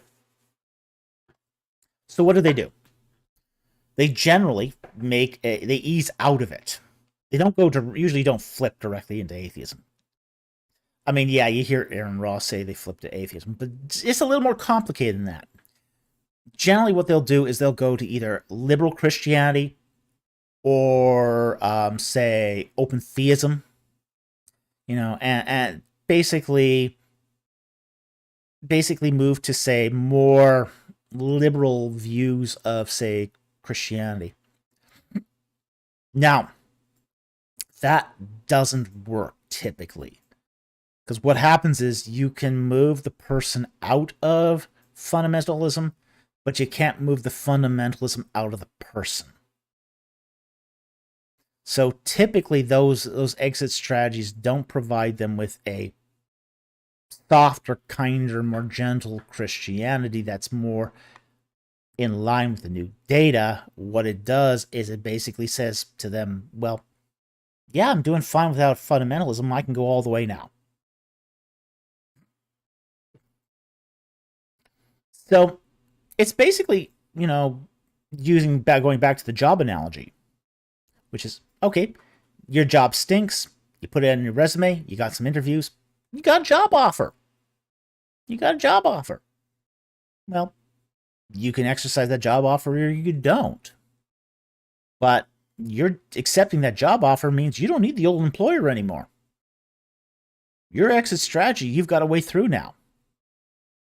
So for many American fundamentalists who get disillusioned of American young earth creationism, the liberal churches and, say, the open theists, they at that point they go, hey, we don't need the church anymore. I'm living just fine without it. And that's when they leave. That's when they make the full transition, the full deconstruction at that point. So that's what we mean by an exit strategy. It's a way to remove themselves from a situation that they no longer find viable for whatever reasons. So that was a very, very long, convoluted answer to this question. But anyway, I hope that helped. Thank you very much for the super chat. I very much appreciate it. And read down.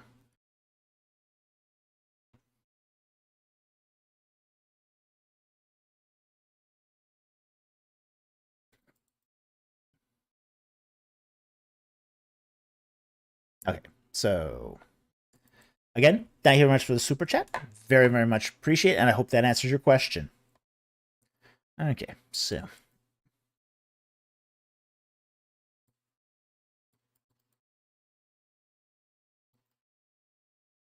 okay, the next super chat here is also from Addison Weir for $1.99. Thank you very much for the super chat. What forms of young earth creation are there besides American young earth creationism? Okay.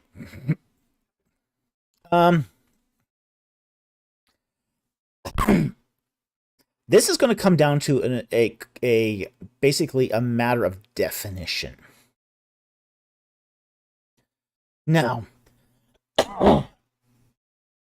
boils down to usually two types besides American young earth creationism. You have what's called progressive creationism, which can be young or old, depending on exactly how you're viewing it. And then you have a form called continental young earth creationism. Now, the continental young earth creationism is most like American young earth creationism. It's sort of the next step. But the difference here is American Young Earth creation doubles down on, say, the genealogies of Genesis 5 and 11, reading them as literally as possible. A continental young Earth creationist will say the Earth is young, but we don't know exactly how young or how old. So they typically don't double down on a literal reading of Genesis 5 and 11 that uses a chronological framework to do this. Now, in the case of progressive creation, is the idea that creation it happened over a longer period of time than, say, one day. So in the case of both American Young Earth creationism and, say, continental creationism, they will definitely usually take the 6 days of creation as 6 24-hour periods. So that's true in both of those cases. Now, in the case of, say, progressive creationism, progressive creationism can have an older version and a young version. So the young version is definitely a form of young Earth creationism. But the young progressive creationism won't restrict the 6 days to 24-hour periods of time. But it will restrict it to short periods of time. Like, for example, you can get progressive creationism that is, say, each day is 1,000 years.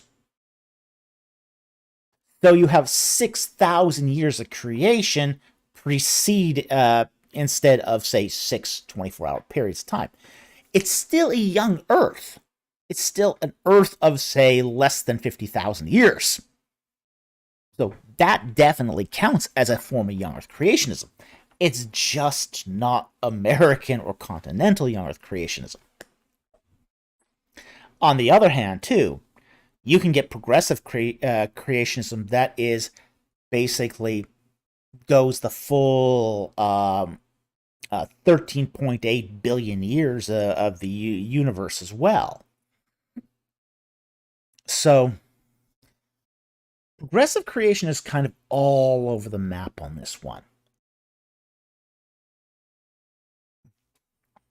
But you do get those both strains. You do get the young aspects of it, and you also get the old ones as well. So that's basically your sort of 3 categories of young Earth creationism. You've got American young Earth creationism, you've got continental young Earth creationism, and then you've got, say, a young progressive creationism. So that's generally the 3 strains. Now, there are some other possibilities too, but you're getting into pretty esoteric things at that point. So anyway, I hope that answered your question. Thank you very much for the super chat. We very much appreciate it. Okay, our next super chat here is from Kwame Adu 007 for $20. Thank you very much for the super chat. Hi, Dr. Falk. What do you think about classical theism and divine simplicity? Are God's emotions in Scripture not actual, but used by the writers to help us understand God? From what I understand, classical theists believe this. Okay.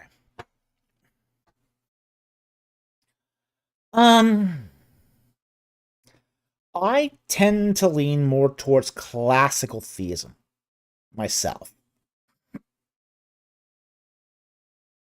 And I do hold to divine simplicity. Now, the problem is, if you don't hold to divine simplicity, you get into some theological problems. The first theological problem is the idea that God can change. And that the other problem with if you reject divine simplicity is you can also get into problems of partialism. The idea that God has parts. So there is problems with not accepting divine simplicity. the whole idea that God can change, very, very problematic. And one of the things with emotions in human beings is that in human beings, emotions mark change. We go from states from angry to happy because a human being is a changeable being. Now, we have to understand that when we talk about emotions from the perspective of God, it's not that God changes, okay? It's that God, it's because the God doesn't change that he has the reactions he has to, say, human sin, iniquity, evil, his view of love. His love is everlasting. Well, that's true. But it's because he does not change that his love is everlasting. But his hate for sin is also everlasting. So this is because of his divine simplicity that he has these reactions to the state of mankind. So I do think that God's emotions are real, but it's more the fact that God can sort of balance. I mean, unlike mankind basically, we're pretty simple beings. We don't have conflicting emotions at the same time generally. We're usually in a single state. We change from happy to sad to loving to joyful to mellow. God can have all of those emotions simultaneously. See? He can have that all at once. But that is also because of his immensity. Because of his simplicity and immensity, he can have that all at the same time. So I don't think that it is just a device of the writer to help us understand God. I think here that there is actually something real that is rooted in the nature of God's essence. That God understands what is happening in his universe and he is reacting to it. Not because he changes, but that his creation changes.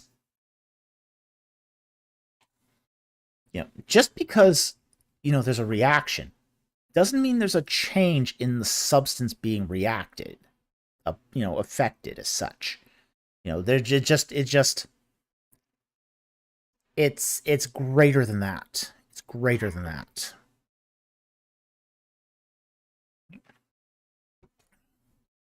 God's sort of emotions to this, to the universe, and what's happening in that universe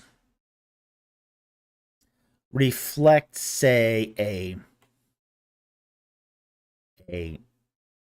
intellectual complexity within that simplicity of essence. Okay? So, again, here I would usually side more with classical theism. But again, we aren't God. This is something that's going to be very, very difficult for us to comprehend fully. But it's also not irrational either. That God, say, looks at the world. He hates sin. He's always hated sin. He's never not hated sin. He will forever hate sin. But he also forever loves. The two are not emotional. They are not inconsistent. Especially not with a being that can have, say, this immensity of thought. And his immensity not only is about his presence. This is one of the things we have to understand about God. Is God's immensity is not limited to his presence, but also to his cognition, to his thought, to his emotion. And it cannot be separated from his essence. It's part and parcel to his essence. So anyway, I hope that brings some clarification to this. Thank you very much for the super chat. I hope that, again, answered at least some thoughts to this. And very much appreciate your support. Thank you so very much. Okay.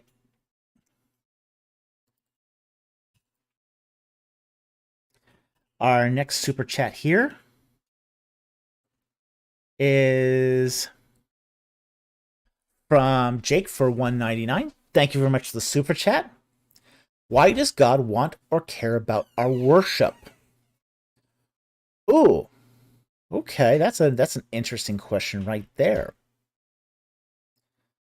The reason he cares about our worship is God made mankind to have relationship with him. That's the reason. Because he just wanted it. He made a creation. He made intelligent beings within it. He made beings like himself. I'm not saying we're gods. Not even close. But beings that could interact with God, could communicate with God, could bring glory to God, and to worship God, recognize him as God. And frankly, we owe him. We owe God. So if we are living to the purpose that God designed us, our reaction is worship. So with that said, when we worship, what we are doing is creating that relationship with God. This brings about the proliferation of life. Because we have to remember, life is connectivity. It is connectivity with ourselves, it is connectivity with each other, and it's connectivity with God. So when we do those things that promote connectivity, for example, worship, it proliferates relationship, and that's an inherent good. So God wants that, and he cares about that. Because it brings glory to him.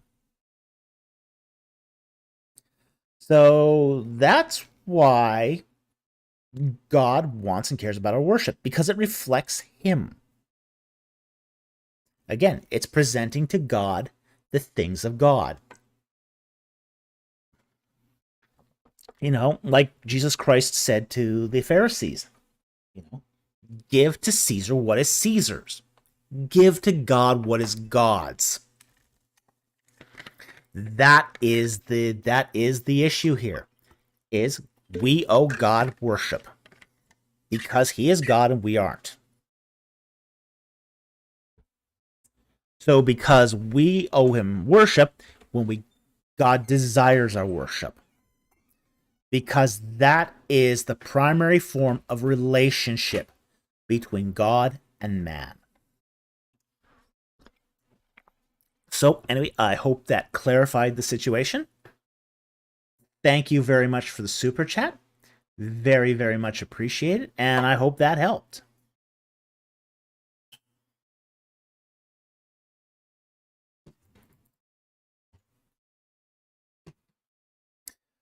Addison Weir, again, for $1.99. Thank you very much for the super chat. Is Genesis 2 a sequel to Genesis 1, like Walton argues? Yes, I think it is. At least it's a parallelism to Genesis 1. I think, for example, like Genesis 2, especially from verse 4 onward, is basically a recapitulation of the sixth day. So it's meant to pick up from day 6. So I think that's what Genesis 2 really is. It's resuming sort of where day 6 left off. So and I think that's you can easily make that case. So it depends exactly what Walton means by a sequel, but I think that's what Genesis 2 is. It's resuming where Genesis 1 leaves off. So anyway, I hope that helped. Thank you very much for the super chat. Very much appreciated. Okay, see we're getting close to that third hour here. So we're going to probably, buzz through the super chats here a little faster. Jake for 199 says, hello, my question is beneath this one. All right, let's see what he has to say here. And he says, I have been having a hard time with predestination, Romans 9, as it leaves me feeling very fatalistic about salvation, and that God views me as a stupid puppet who can't ask questions about his will. Okay. Now, the mainstream of Christianity across the board believes in predestination. Doesn't matter if you're a Calvinist or Arminian. Yes, even Arminians believe in predestination. The only people who don't are the hyper Arminians. And they've got their own problems. Okay? So everyone sort of believes in predestination. It's more of a matter of what is the basis for that predestination.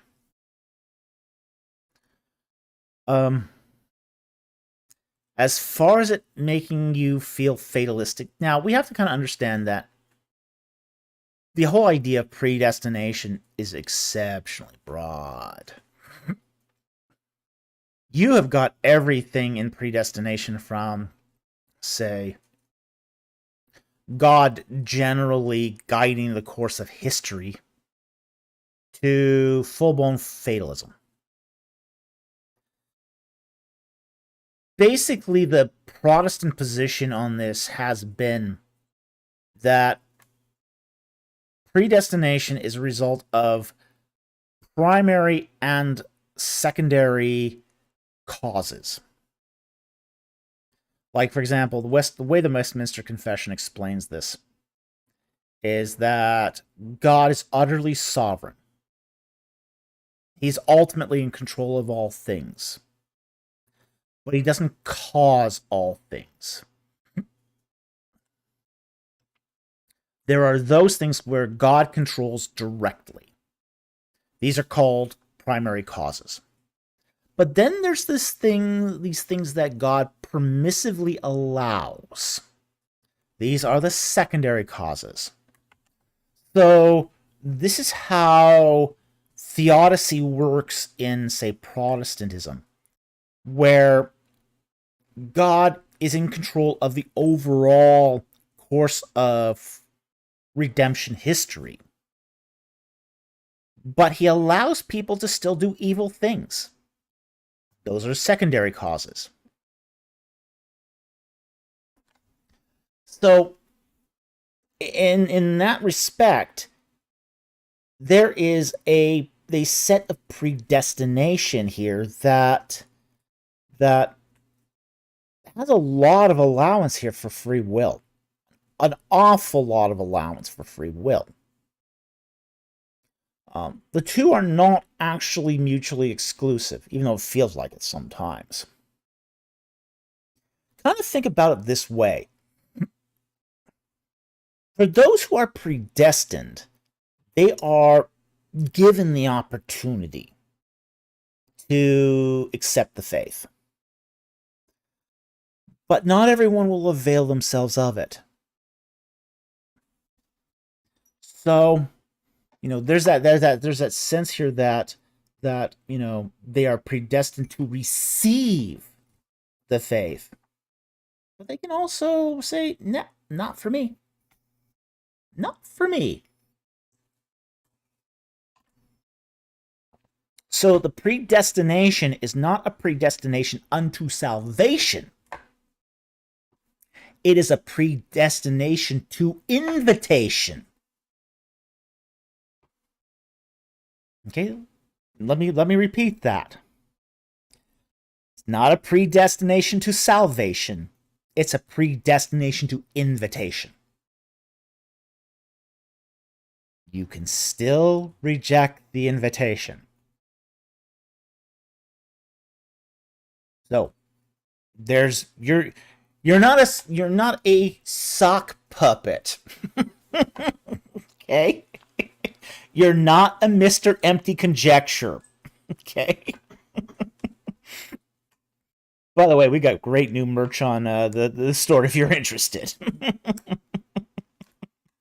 Okay? But that's the best way to explain this. It's a predestination to invitation. So if you're predestined to be invited, you can say no. You can say yes. Ultimately, it's up to you. And the consequences of that are also yours. So I don't think there's any reason to feel fatalistic once you sort of understand what predestination means in all this context. So anyway, I hope that helped. Thank you very much for the super chat. Very much appreciated. And it's a great question. It's one we don't clarify well enough.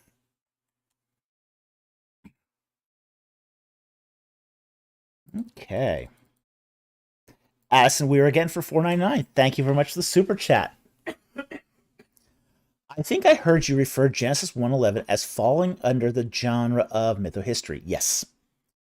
What reasons can you provide for believing that this is the case? Well,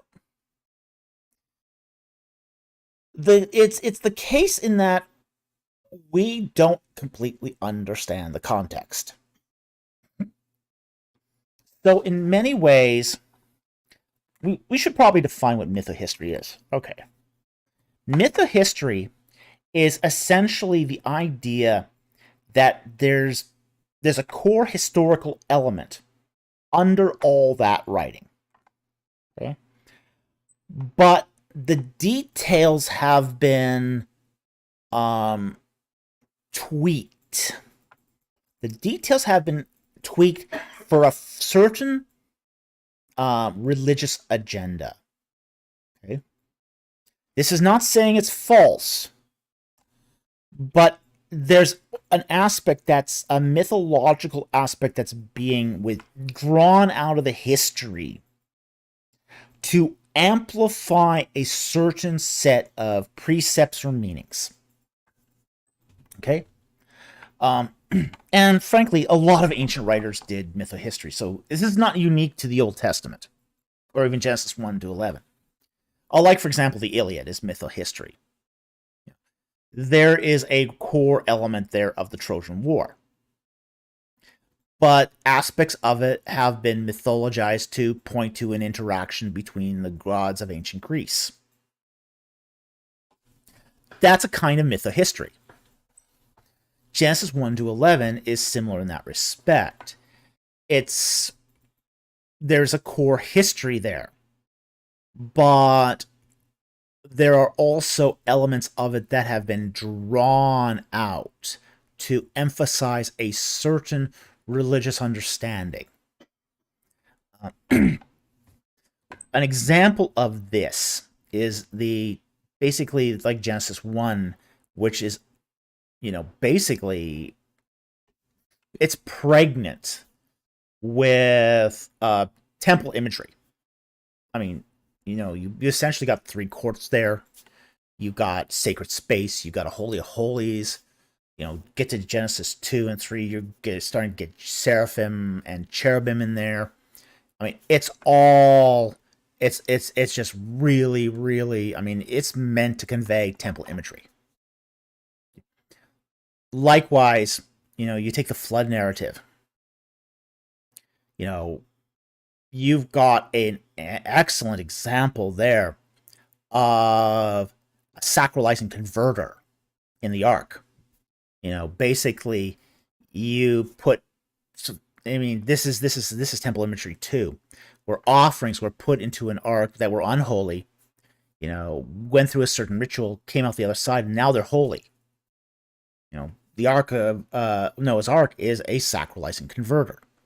It takes Noah and his posterity, brings it through this flood ritual, and out of the ark emerges organisms that are fit for God's purposes. It's a sacralizing converter.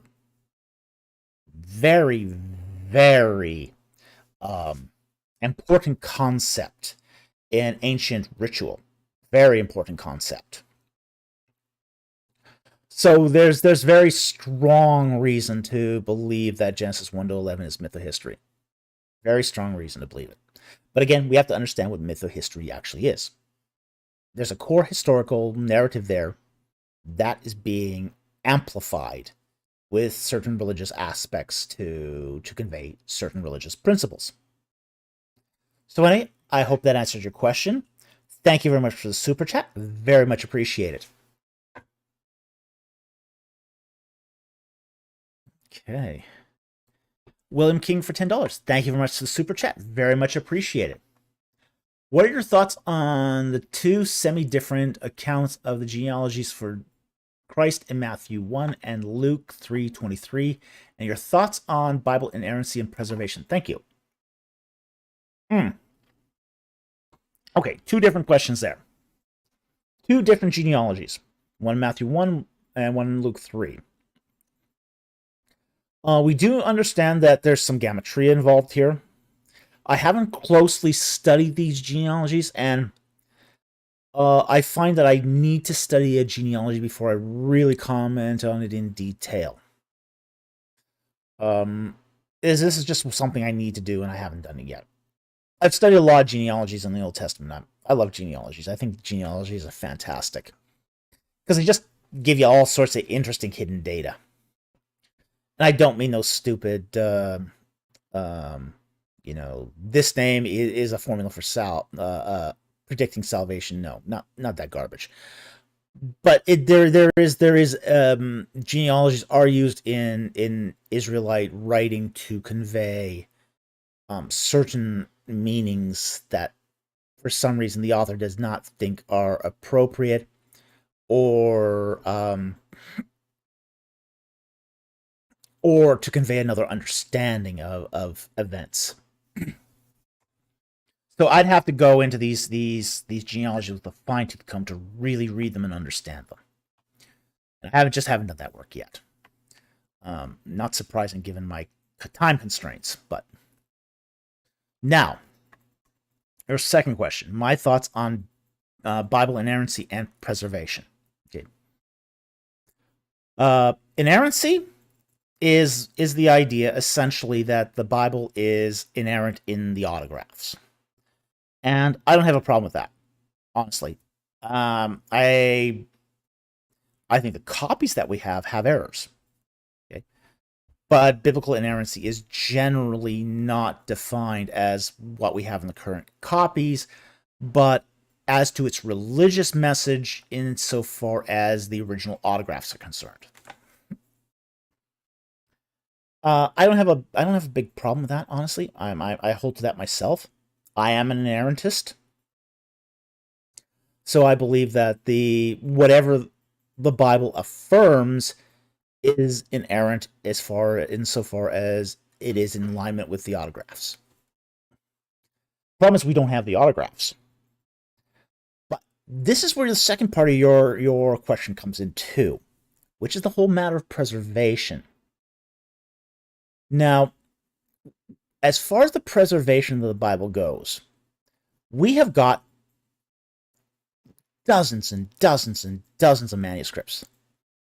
We got hundreds of manuscripts for the Bible. I mean, it's compared to other texts of history. Like, for example, the Lives of Caesar. We got 6 texts. You know, this incredible work of historical importance. We only have 6 texts for it. And we're basing everything that we know on the lives of the Caesars on 6 texts. Some of these texts, we only have a single copy of it. That's not unusual for ancient history. In the case of the Bible, we got hundreds of manuscripts. This is both a blessing and a curse. It's a curse in the fact we have to sort through a lot of data. It's a blessing in that we have a lot of data. This allows us to do an exercise called text critical analysis, where we can take all the texts we have, compare them to each other, and figure out what the autographs probably said. And it's highly effective. Many times we can really figure out to, discern between, 2 or 3 readings, which one's the correct one just from these methods. So, in sort of a big picture view, yeah, the Bible has been preserved incredibly well, just because we have so many variants. God is not up there, saying, okay, I've got this special line of manuscripts that are going to be untouched, unsullied. That's not the way preservation works. Preservation works in that all these manuscripts survived so that we can figure out which is what the autographs probably said.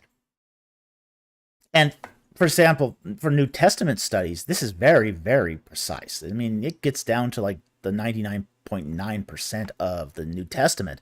We can figure out what the autographs are. In the case of the Old Testament, it's like 95%. So it's we don't have as much accuracy for the Old Testament as we do for the New Testament, because we don't have the same number of manuscripts. But still, very good, very solid. So we kind of figure out that most of where we can't figure it out are minor things such as spelling, orthography, some minor grammatical points. It doesn't change the meaning of most texts to any significant extent. So for texts that have been around for 3,300 years, wow, I'd call that preserved. It's survived 3,300 years of human copying to a point where we can figure out what the autographs probably said. That's really good. It's really phenomenal for any text. So anyway, I hope that answered your question. Thank you very much for the super chat. Very, very much appreciated. Okay, 1,000 Clever Boy for $10. Thank you very much for the super chat. What do you believe is the Star of Bethlehem the wise men followed to find the recently born King of the Jews? Some say astronomical alignment, some say a miraculous event. You and why? Okay. Here's my view on this. I think that they were using an astrology book. This is kind of like, for example, I'll give you a parallel example. In ancient Egypt, they have it called dream books, where interpretations are written down. An oracle sometime in Egypt's past basically made the standardized interpretation of dreams. So when a person has a certain dream, they look it up in the dream book. And the dream book gives you the interpretation. I think the Persian astrologers, had something similar, where in a certain conjunction of an astronomical body inside of a certain constellation, they would look that up in their interpretation book, and it would just tell them what the interpretation means. And it could be multifaceted. So they might get, for example, they get a certain, a certain event, a certain conjunction, and it says, oh, a king is going to be born. Okay. And then it happens in a certain constellation. Oh, where does that say it is? Oh, that's in Judea. That's in Canaan. All right. Let's go look for them. So I don't think this is a miraculous event. I think this is an astrological alignment that is being referenced to a standardized interpretive work. The miracle is the timing. The miracle is the placement. The miracle is even the oracle. The idea that God prepared an interpretation book in the past that could lead them to Messiah. This comes down to, the doctrine of inspiration. God preparing people in advance to achieve his purposes. He prepared, say, the prophet to write about the prophecies. He prepared the oracle at Mesopotamia to write that interpretative book in a similar way. He prepared the Magi to observe the signs and understand it. All of these are working within God's purposes for God's greater glory. So we don't know exactly what the sign was, but it's a sign that was noticeable to the Magi, not necessarily noticeable to Herod, and not necessarily noticeable to the Jews, because the sign was not for them. It was not for them. It was intended for the Gentiles. This is a foreshadowing of things to come. Because Gentiles didn't have access to, they had access to the Septuagint, but most of them did not really understand the Septuagint. So this is the first sign that Christ was going to be a Messiah for Jew and Gentile. And that sign would have been something that would have been significant to a Gentile, but not necessarily significant to a Jew. And this is all part and parcel to the idea that Christ is not just a Messiah for the Jews, but also for the whole world. So anyway, that's my opinion on this. I hope that helped. Thank you very much for the super chat. Very much appreciated.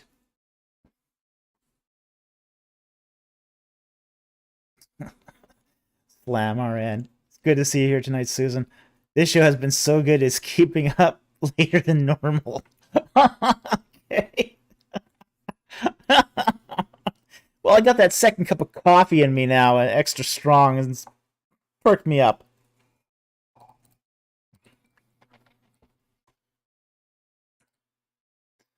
As something weird from 199, thank you very much for the super chat. Any study Bibles that you recommend? Yeah, actually, I think there's several good study Bibles. I think the ESV study Bible is very good. I also think the CSB study Bible is very good. The Christian Standard Bible, their study Bible is very good as well. I have a few study Bibles that I don't think are good. I don't think, like, for example, there's a Early Church Fathers study Bible that was recently published by the Eastern Orthodox that I don't think is very good. That was a lost opportunity. That was really a missed opportunity. But yeah, the ESV study Bible and the CSB study Bible are very good. I would recommend those. No study Bible is going to be perfect. study Bibles are not meant to give you really, really deep insight, but they should give you a little more than what's in the text. And they should avail themselves of at least a good coverage of the resources. And I think the ESV and the CSB study Bibles do that very well. So again, they're not perfect. I have my quibbles with them too. But I think if that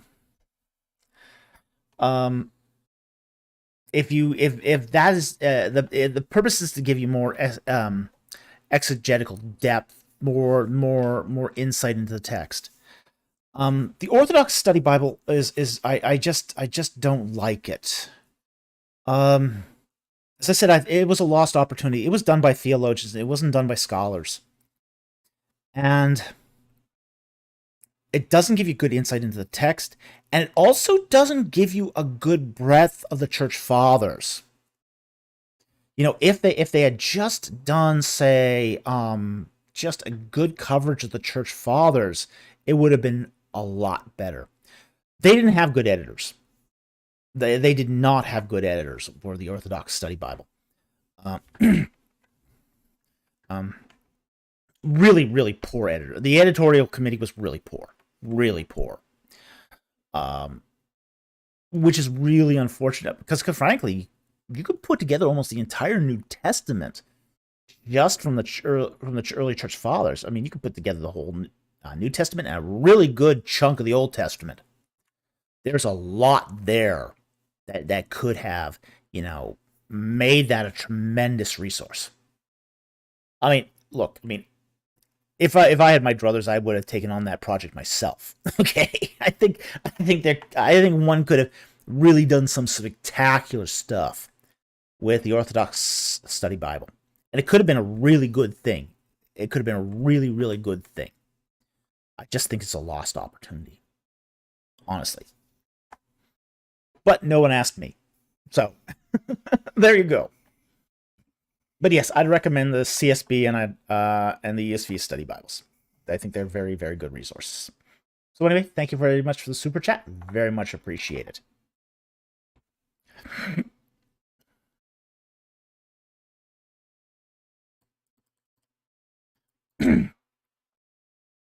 Okay, Pablo Andres for $4.99. Thank you very much for the super chat.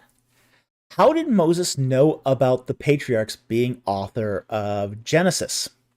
Did Zoroaster influence Judaism in any way? Yes, Zoroastrianism did influence Judaism, but that really wasn't until the Persian period. So you're getting into Second Temple Judaism at that point, where we see the influence of Zoroastrianism. So really, after, say, the Medo-Persian Empire takes over Babylon, that's when you start seeing really strong influence of Zoroastrianism. On the other hand, though, it did not influence, say, Pentateuch, even most of the Psalms. And its influence, to be honest, even in the Persian period stuff, is pretty small. Okay? Now, how did Moses know about the patriarchs being... And I assume you mean, how did Moses, being author of Genesis, know about the patriarchs? Okay? So, you got a dangling modifier there. Not to nick a pit on grammar, but it helps to clarify this. Okay. So, he knew about it because it was part of their oral tradition. It was part of the stories that they passed down about their ancestors. So there is an element here of oral tradition that's involved. That is a reasonable way to communicate, knowledge of your ancestors. Provided you do it with some clarity, and you might have to do some abbreviation, and we do find that sort of abbreviation. Like, for example, the genealogies of Exodus 6 are abbreviated genealogies. There's no way that those are actually complete genealogies. Sorry, Gary Rensburg. Those aren't complete genealogies. But so most of that information from Genesis is stuff that people have passed down over the years, and then recollected and put down on paper. So these would be the stories that they would tell each other. And this is something that we do as human beings. We tend to tell each other the same stories. You know, you know, as a married couple, we will talk about what happened during, say, our honeymoon, on our business travels. My wife and I were on. My wife and I shared a lot of experiences doing business travel. And many of those stories, we just keep retelling each other. And it's like, oh yeah, you remember that time when such and such happened? Well, people did the same thing back then. They would tell stories around the campfire. Oh yeah, yeah, you remember um that time when Joseph met Pharaoh? So that's how this is how they did their recollection, was they told each other the stories of how they came to be, how they got there. So essentially, it's a matter of recollection. It's a matter of oral tradition, and the whole matter of oral tradition um, is a bit of a mixed bag. It's a bit of a mixed bag. Oral tradition is by no means perfect. By no means. Certain aspects of oral tradition change with every retelling. Particularly vocabulary, particularly the vocabulary of nouns. Verbs less so. For some reason, verbs are less subject to change than nouns are. But at the same time, too, there does seem to be a core consistency with oral tradition that does get preserved.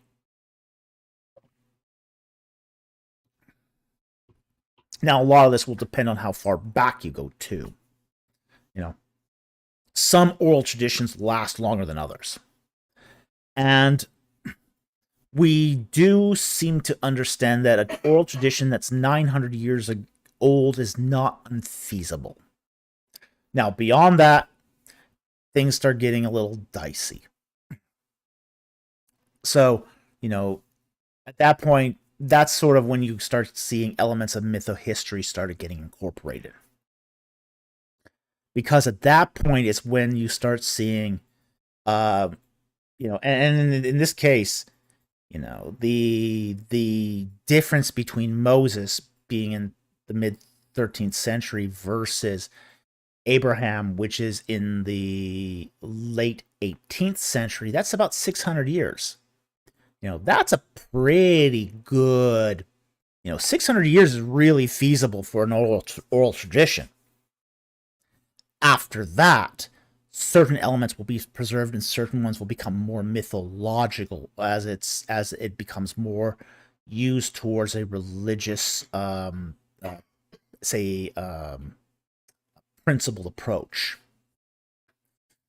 So that's sort of the scope of how oral tradition would work, and what we can expect from it as far as its resolution and its ability to retain detail. So, anyway, thank you very much for the super chat. Very, very much appreciated. And this is an area of ongoing research. A lot of research has been done in just the last 10 years on oral tradition. That's really, really fascinating. Really fascinating. Because in some respects, it's not as accurate as people have presumed. And in some ways, it preserves certain things better than people have assumed also. So it's a mixed bag. But it is also part of being human. Thank you very much for the super chat. Very much appreciated.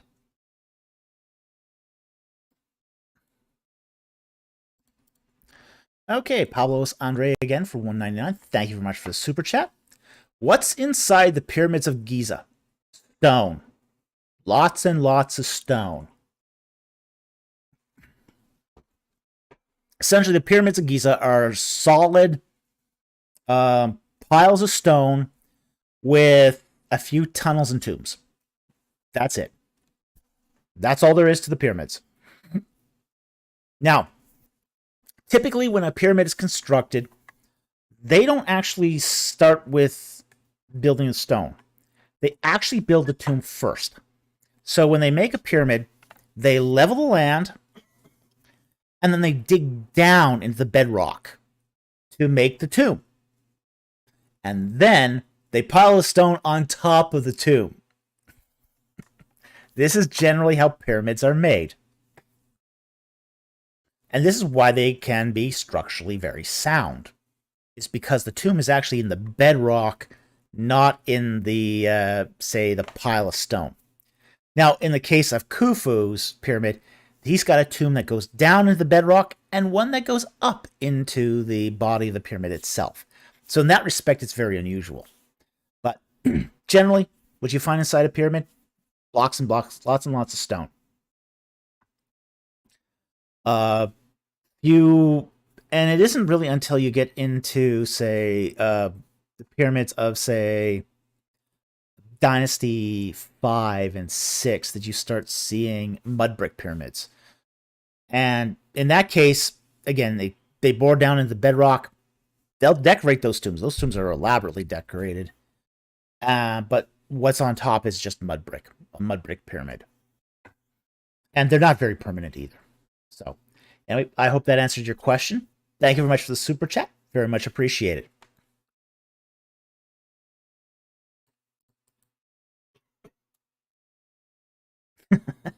Addison Weir for $4.99. The Ark of the Covenant was found in Tanis. I would know. I learned about it in a documentary called Raiders of the Lost Ark.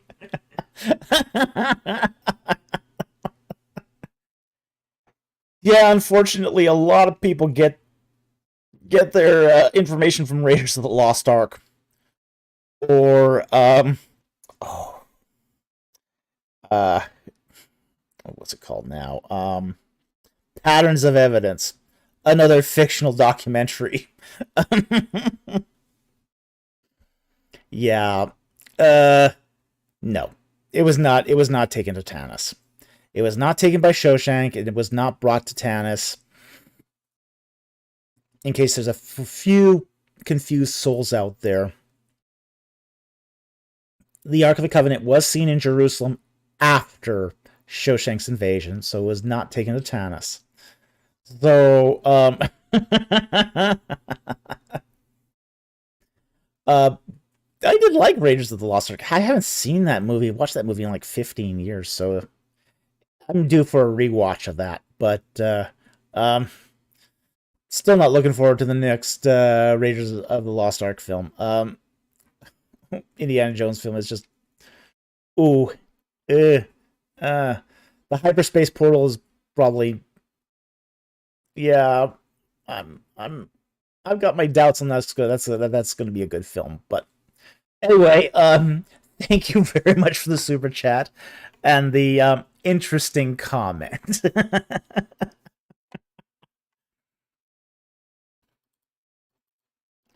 All right. As in Weird for $1.99. Thank you very much for the super chat.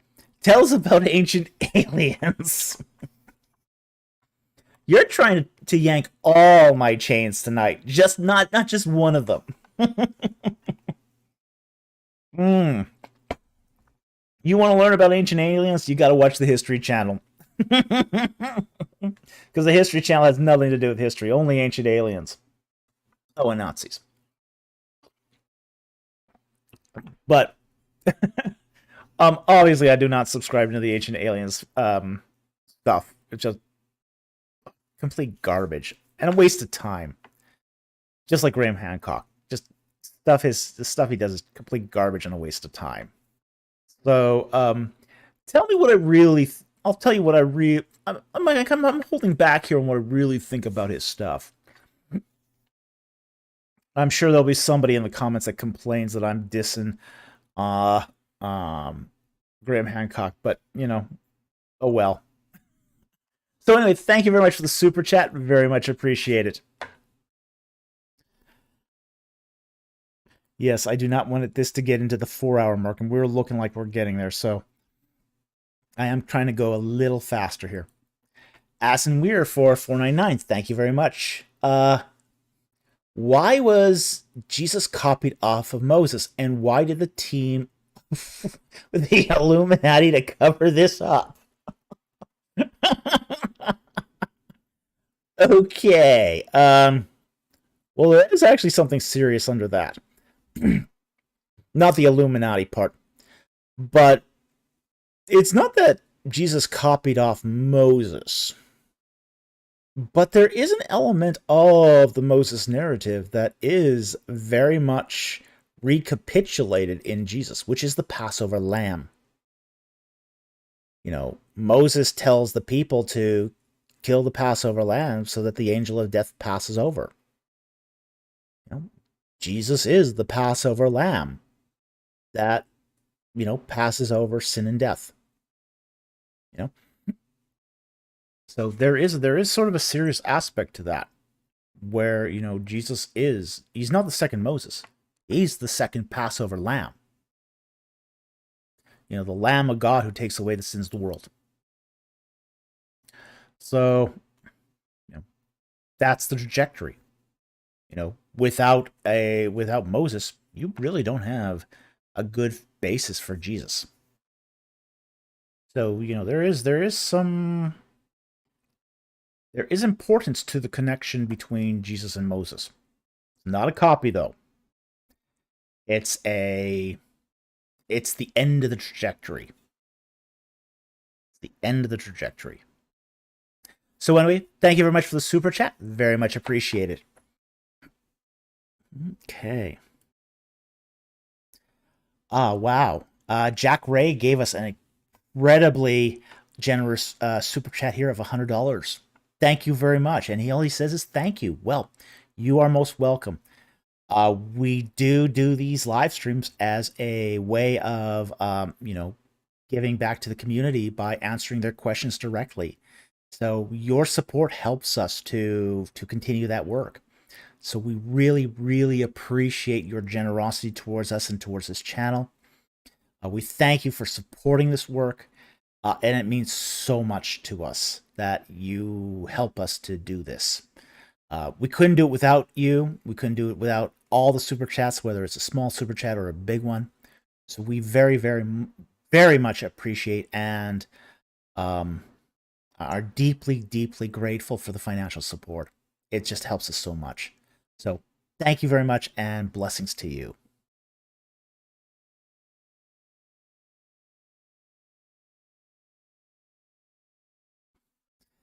WQ for $5. Thank you very much for the super chat. What relationship did Upper and Lower Egypt have with one another before political unification? Did the regions share a common language? Wow, now that's a good question. The relationship before political unification was they were separate kingdoms. Okay? There was a kingdom of Upper Egypt and there was a kingdom of Lower Egypt.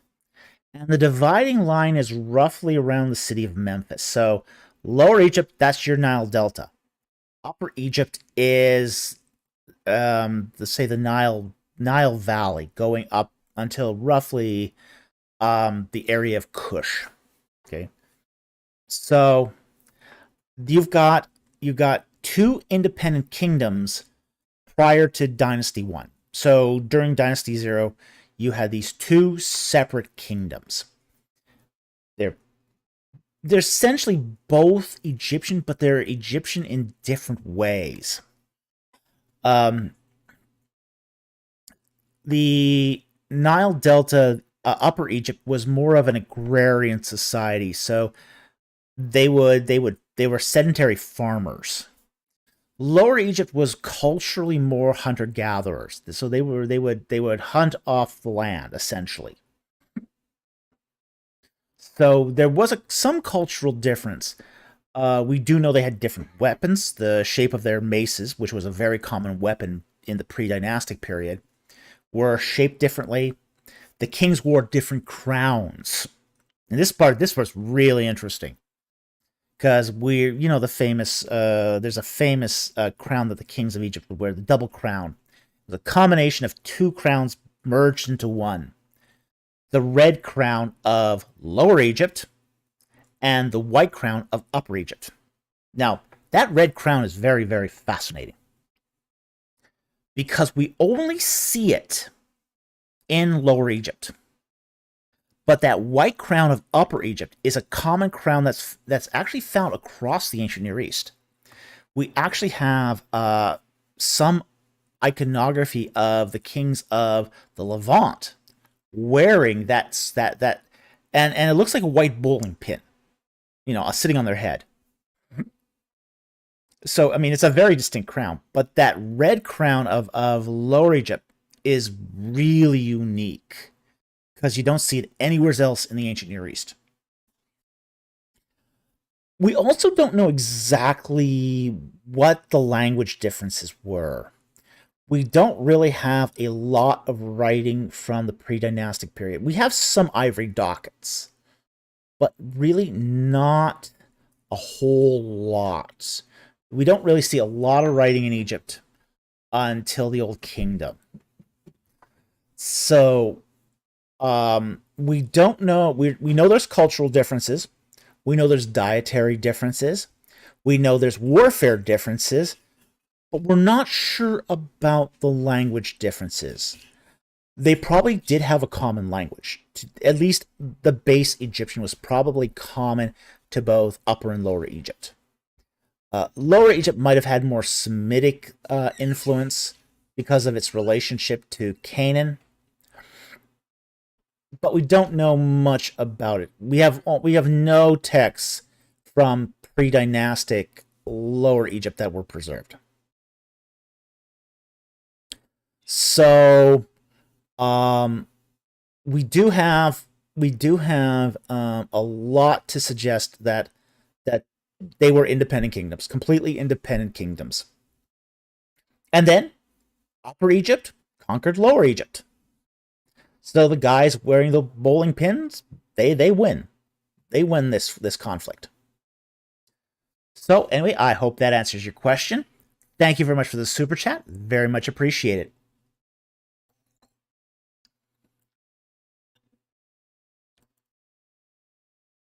Okay, we have a next super chat here from BC for $20 Australian. Thank you very much for the super chat.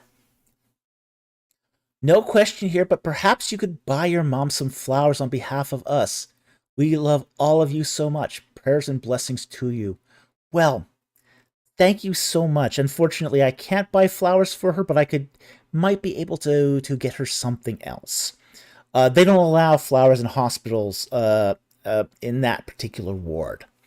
So flowers would not be permitted. But, we could get her something else. But we thank you very much for your generosity. Again, prayers for my mother at this point would be greatly appreciated.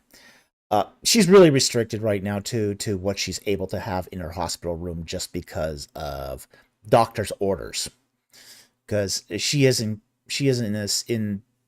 serious her heart condition is very serious. So the doctors have been very, very strict on what she can and cannot have in her room. So anyway, I very, very much appreciate that. I appreciate your generosity.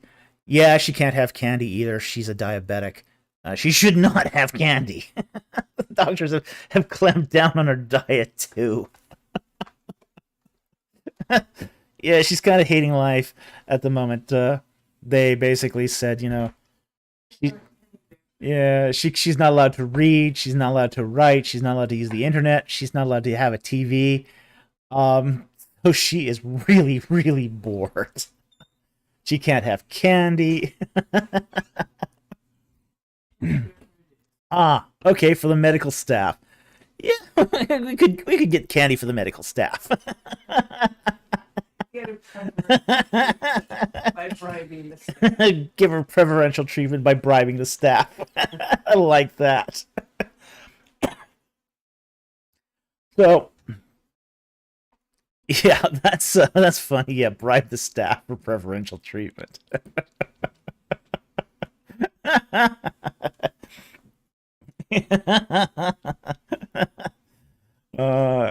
So anyway, thank you very much for the super chat. Very much appreciated, and I love the fact that you're concerned about my mother. It warms my heart, really. We again, this came as a complete shock out of the blue for us, so it was not a good week. So thank you very much for the super chat, and thank you for the support of the channel and my family. Very much appreciated. Yes, I saw BC here. Option is whiskey. Yes. Let's see here. No candy, no flowers, no candy. Only option is whiskey. Yeah, it might be the only option, really. Jack Ray, books. She's not allowed books. My mother's an avid reader. She's an avid reader. It's where I got my love for reading from. They have basically said no books. No idea why. We have no idea why. But the doctors have basically said no books. No books, no internet, no TV, nothing. She can't even... That's it. She's allowed conversation with human beings, and that's it. That's all she's allowed. We really can't get there. Yeah, this is a tough one for her. She's really, really bored. So, she's of that generation to what does she do to keep herself busy and sane? She doesn't. She can't. The doctors have basically said no activity. So, yeah, yeah, they basically they've got, she's in under very, very strict rules. Yeah. So it is that serious. It is that serious. So, well, maybe she's gonna say, well, she's under the care of right now 7 cardiologists.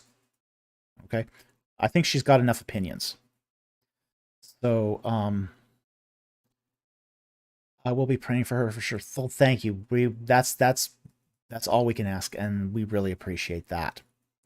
So, again, really, it's really serious, and she's been, yeah. So she's. I mean, I can understand why she's going cuckoo for Cocoa Puffs. It's just it's a tough situation to be in. It's a tough situation to be in. So, all right, let's get back to the super chats here. But anyway, to BC, thank you very much for the super chat. We really appreciate it. Okay. We're getting close to the end of the super chats, which is really good because we're almost hitting 4 hours here. All right. Okay, Addison Weir for $4.99. Thank you very much for the super chat. Concerning Genesis 1 to 11 as mytho-history, any books, articles you'd recommend for those who want to dig deeper? Yeah, actually, I would recommend here John Walton's book, the Hidden World of Genesis, or the Lost World of Genesis. I'd highly recommend John Walton's books here. He's probably the leading scholar on the whole idea of mytho-history. So yeah, Walton's who I'd recommend here. So that's probably the only answer I can really give you here, because he's sort of the definitive source. So anyway, thank you very much for the super chat. Very much appreciated.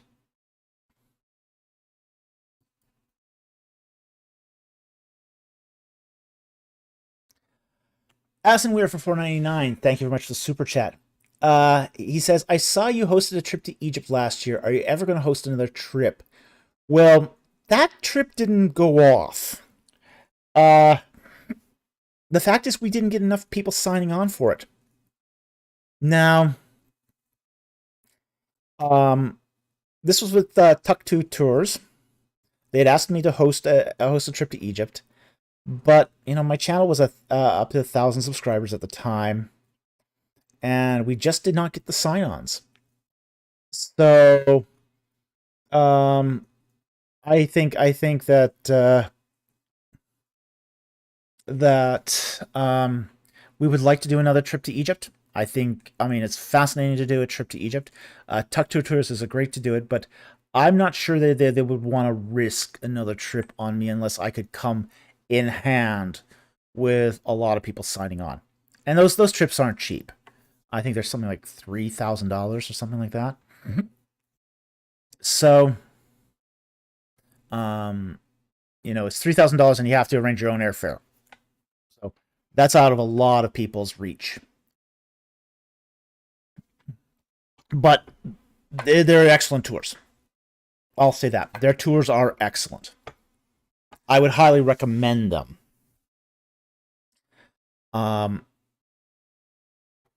So I would very much love to do another tour of Egypt.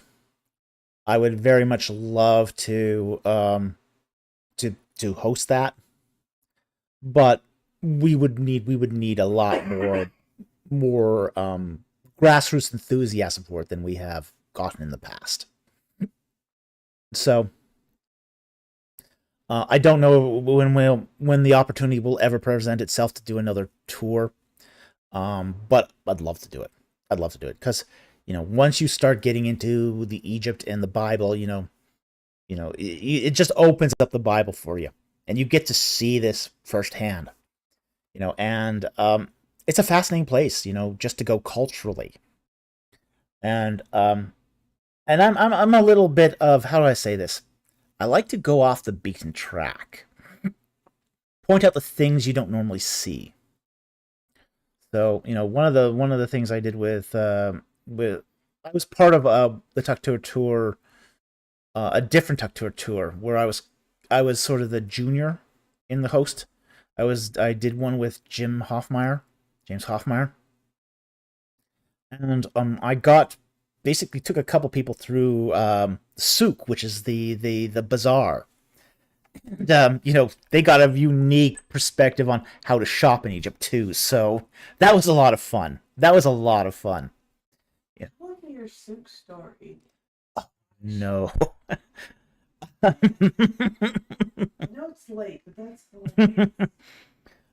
My wife wants me to tell you about the souk story I had. I don't know if I should. Okay. It's hilarious. There was a scarf vendor, and I love picking up scarves in Egypt. Because they're relatively inexpensive, and I like the quality of the scarves, and they're great gifts. So I normally buy a bunch of scarves when I'm in Egypt. But I was in the souk at Luxor, and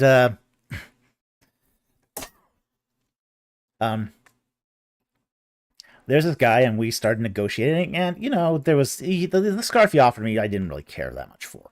If I could have picked it up for really cheap, then yeah, sure. But it wasn't one I really liked. So I could have hit him. I could have given that up real easy. So I negotiated a certain price. He negotiated one, and couldn't come to agreement. And then he finally said to me, "Well, why are you so Scottish?" He's telling me I'm cheap. So why are you being so Scottish? And I said to him, "Well, if it ain't Scottish, it's crap." It just astounded me that the reputation of the Scots as being cheap had made it all the way to Luxor.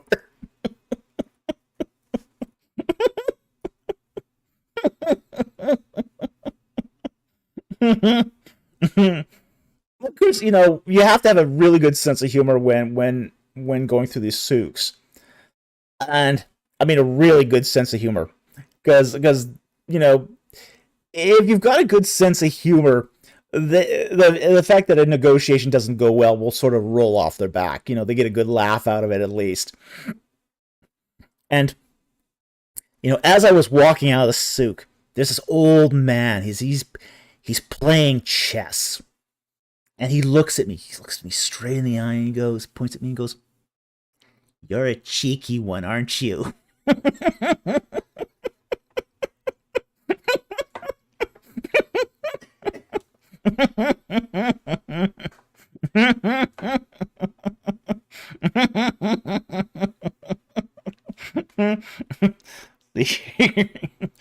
Ewan Thompson, I am horrified by my country's reputation.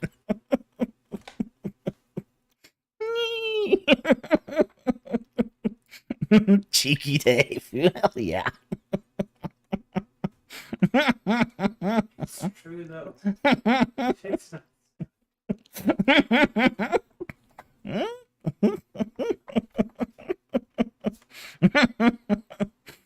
So that was one of my experiences in the Luxor souk. So all of you now watch God do with him. So that's what you can kind of expect with a tour of me, you know. It's not going to be a super reverent tour. You're going to get the the deep insides of Egypt.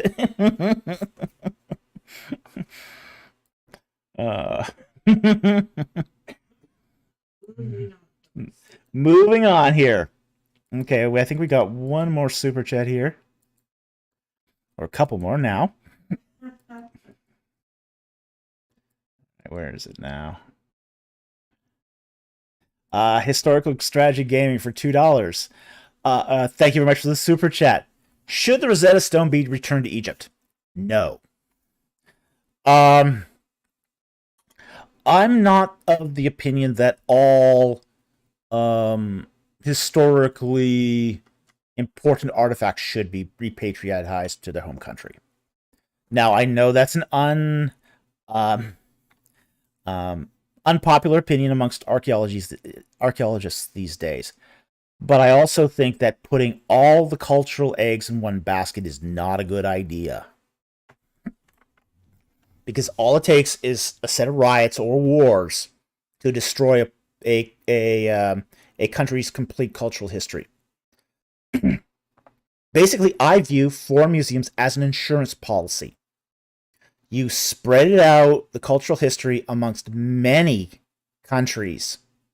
And at that point, you can preserve the cultural history. And we did see this during, say, the Arab Spring, that a lot of Egyptian artifacts were damaged and destroyed. Because, well, there's also other things like World War II, fires in museums, like that happened at the museum in Buenos Aires, where the whole museum burnt to the ground from an electrical fault. Somebody burnt down part of the Louvre. Yeah, well, yeah. Yeah, the Louvre has been attacked at times, So, it's a good idea not to have all the cultural eggs in one basket. And it's culturally responsible. So I'm perfectly okay with having the Rosetta Stone in England, the bust of Nefertiti in Germany, the some of the stuff in the Louvre there. You just spread it out a bit. It's not like Egypt doesn't have enough culturally important things at home. They got a huge number. I mean, they managed to keep a hold of the complete treasures, like almost the complete treasures of King Tut, at a time when those treasures were normally shared 50-50 with the archaeologist. So Egypt has done actually a pretty good job of preserving its cultural history. So just having a little bit spread out to an international audience or international museums does provide some sort of insurance that it will survive to the next generations. Like, as I said, not having all your eggs in one basket. So anyway, thank you very much for the super chat. Very much appreciate it. Okay. And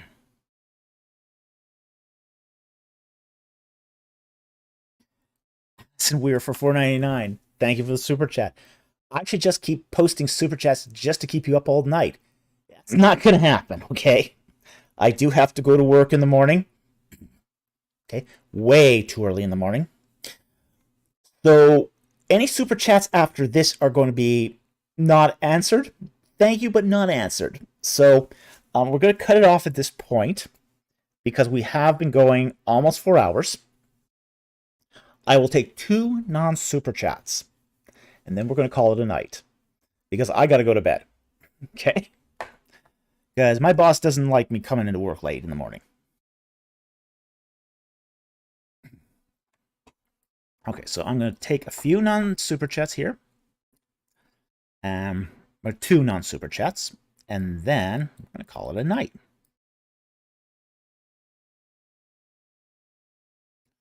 So I'm going to scan for that Q and a colon right now. And if I don't find anything interesting, then we just call it a night.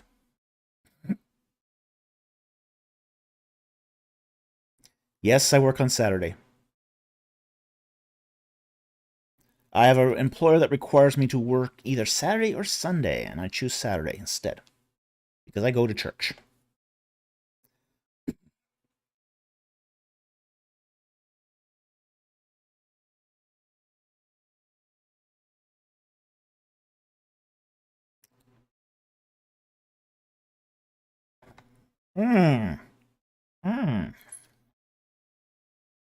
I won't answer that, but that's an interesting question to think about.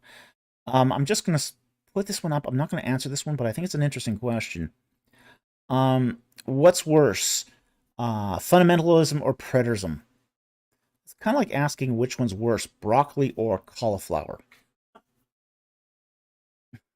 I'll leave that up to your discretion.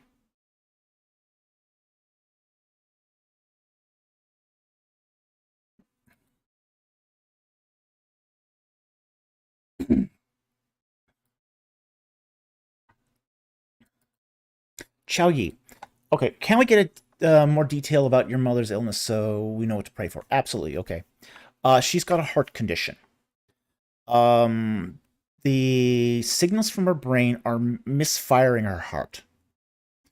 So the timing between the left side of her heart and the right side of her heart aren't in sync. So what's happening is they're misfiring. So she's blacking out, essentially. She blacks out because the supply of blood is interrupted. So that's essentially what's going on. So it's pretty serious. So they're thinking about putting in a pacemaker, but the cardiologists haven't decided yet how they're going to approach this. So wisdom for the doctors and discerning. So pray for wisdom for the doctors. Pray for the skills of the surgeons. There's a lot there that can be prayed for. So, yeah,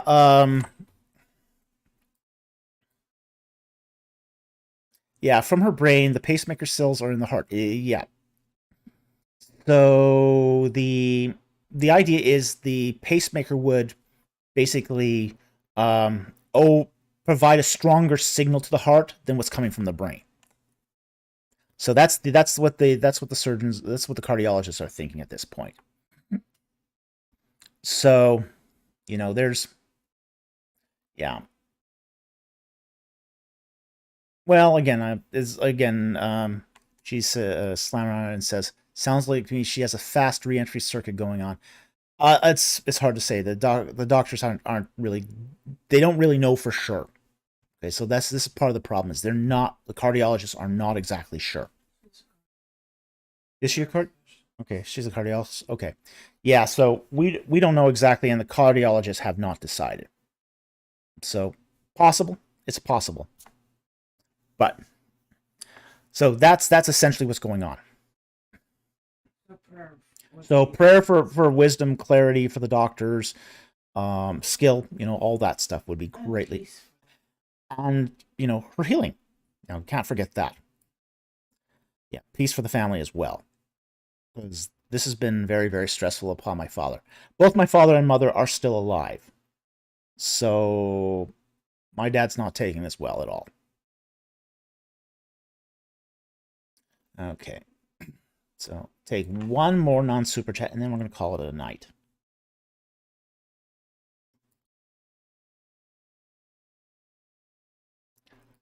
Let's see if we can find a good non-super chat here.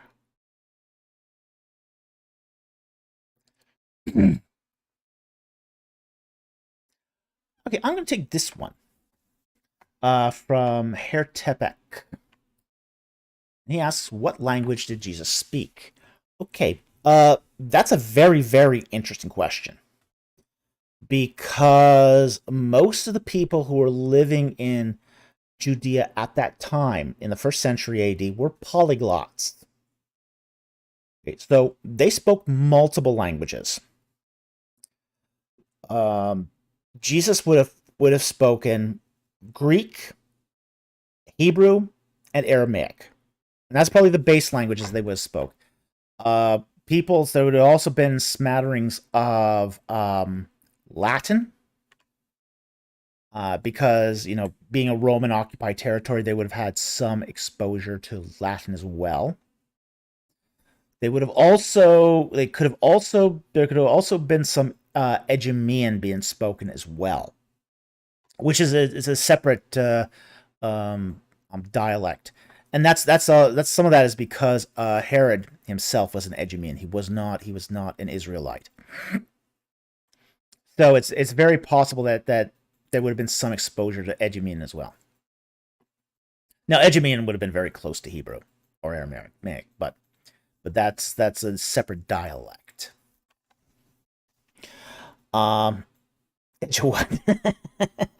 Edumean. Basically the kingdom of Edom. Basically the later kingdom of Edom. After the kingdom of Edom fell, it was succeeded by another kingdom. So,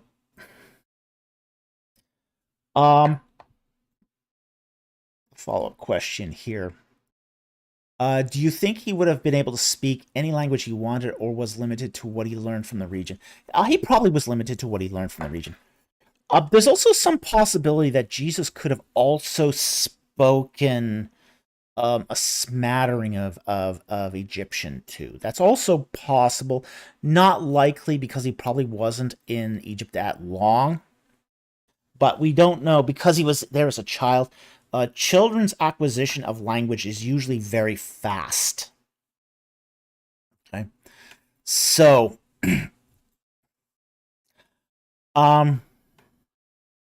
as far as the reading of minds, that's an interesting question theologically. We're not told that Jesus could read minds. Now, he could discern people's hearts. We don't know if that came directly from Jesus or from the Father. We do know, like, for example, the kenosis of Christ is such that he set aside his omniscience, his some of his divine attributes to become fully God and fully man. Which those divine attributes are picked up again at the resurrection. But as he was living as the pre-crucified Christ, he would have had those qualities set aside, only displaying them at certain points at the say the behest of the Father. So Jesus didn't necessarily read minds, but he knew the hearts of men, and he knew them very well, so he could discern. Jesus had perfect discernment, but not necessarily the ability to read minds, not in his kenotic state. So, anyway, I hope that answers the question. So the question is essentially that he had the ability to at least to read Hebrew, Aramaic, and Koine Greek. Possibly a few other languages, at least partial languages as well. So, anyway, we're going to call it a night here. I want to thank everyone who joined us tonight. It was a great live stream. We did a lot of interesting stuff tonight. Wow. There's some great questions tonight. I want to thank the people who gave us super chats tonight. I want to really, really thank those who've been praying for my mother. Really appreciate that. That's really important to me right now. So I do want to thank everyone who's been doing that. I also want to thank our Patreon supporters who have been helping us to upgrade our equipment as we, do more with this channel. And I also want to thank our regular subscribers who, give comments, hit the like and subscribe. We've hit 5 mark Oh. and We also need to point out too that we've now surpassed 7,500 subscribers. means That's a very important threshold for YouTube. They don't advertise this very much. But YouTube really likes the more subscribers you get, the more they promote your videos. So, we hit that sort of next threshold of importance for YouTube. So we want to thank everyone who helped us reach that 7,500 mark. It's a really important threshold. Essentially, if you hit 7,500, it's a lot easier to hit 10K. So, I want to thank again everyone who hit the subscribe button, cake party, and man. 10K party coming soon. A cake party win, probably faster than we think, but it's hard to say. So anyway, when do they send you a plaque? Oh boy. When you hit 100K. Okay, so we're a long ways away from the plaque. Okay, a long ways away from the plaque. Okay. So anyway, we're going to call it a night here. Thank you very much for joining us. I'm so glad you were with us tonight. It was a fascinating live stream.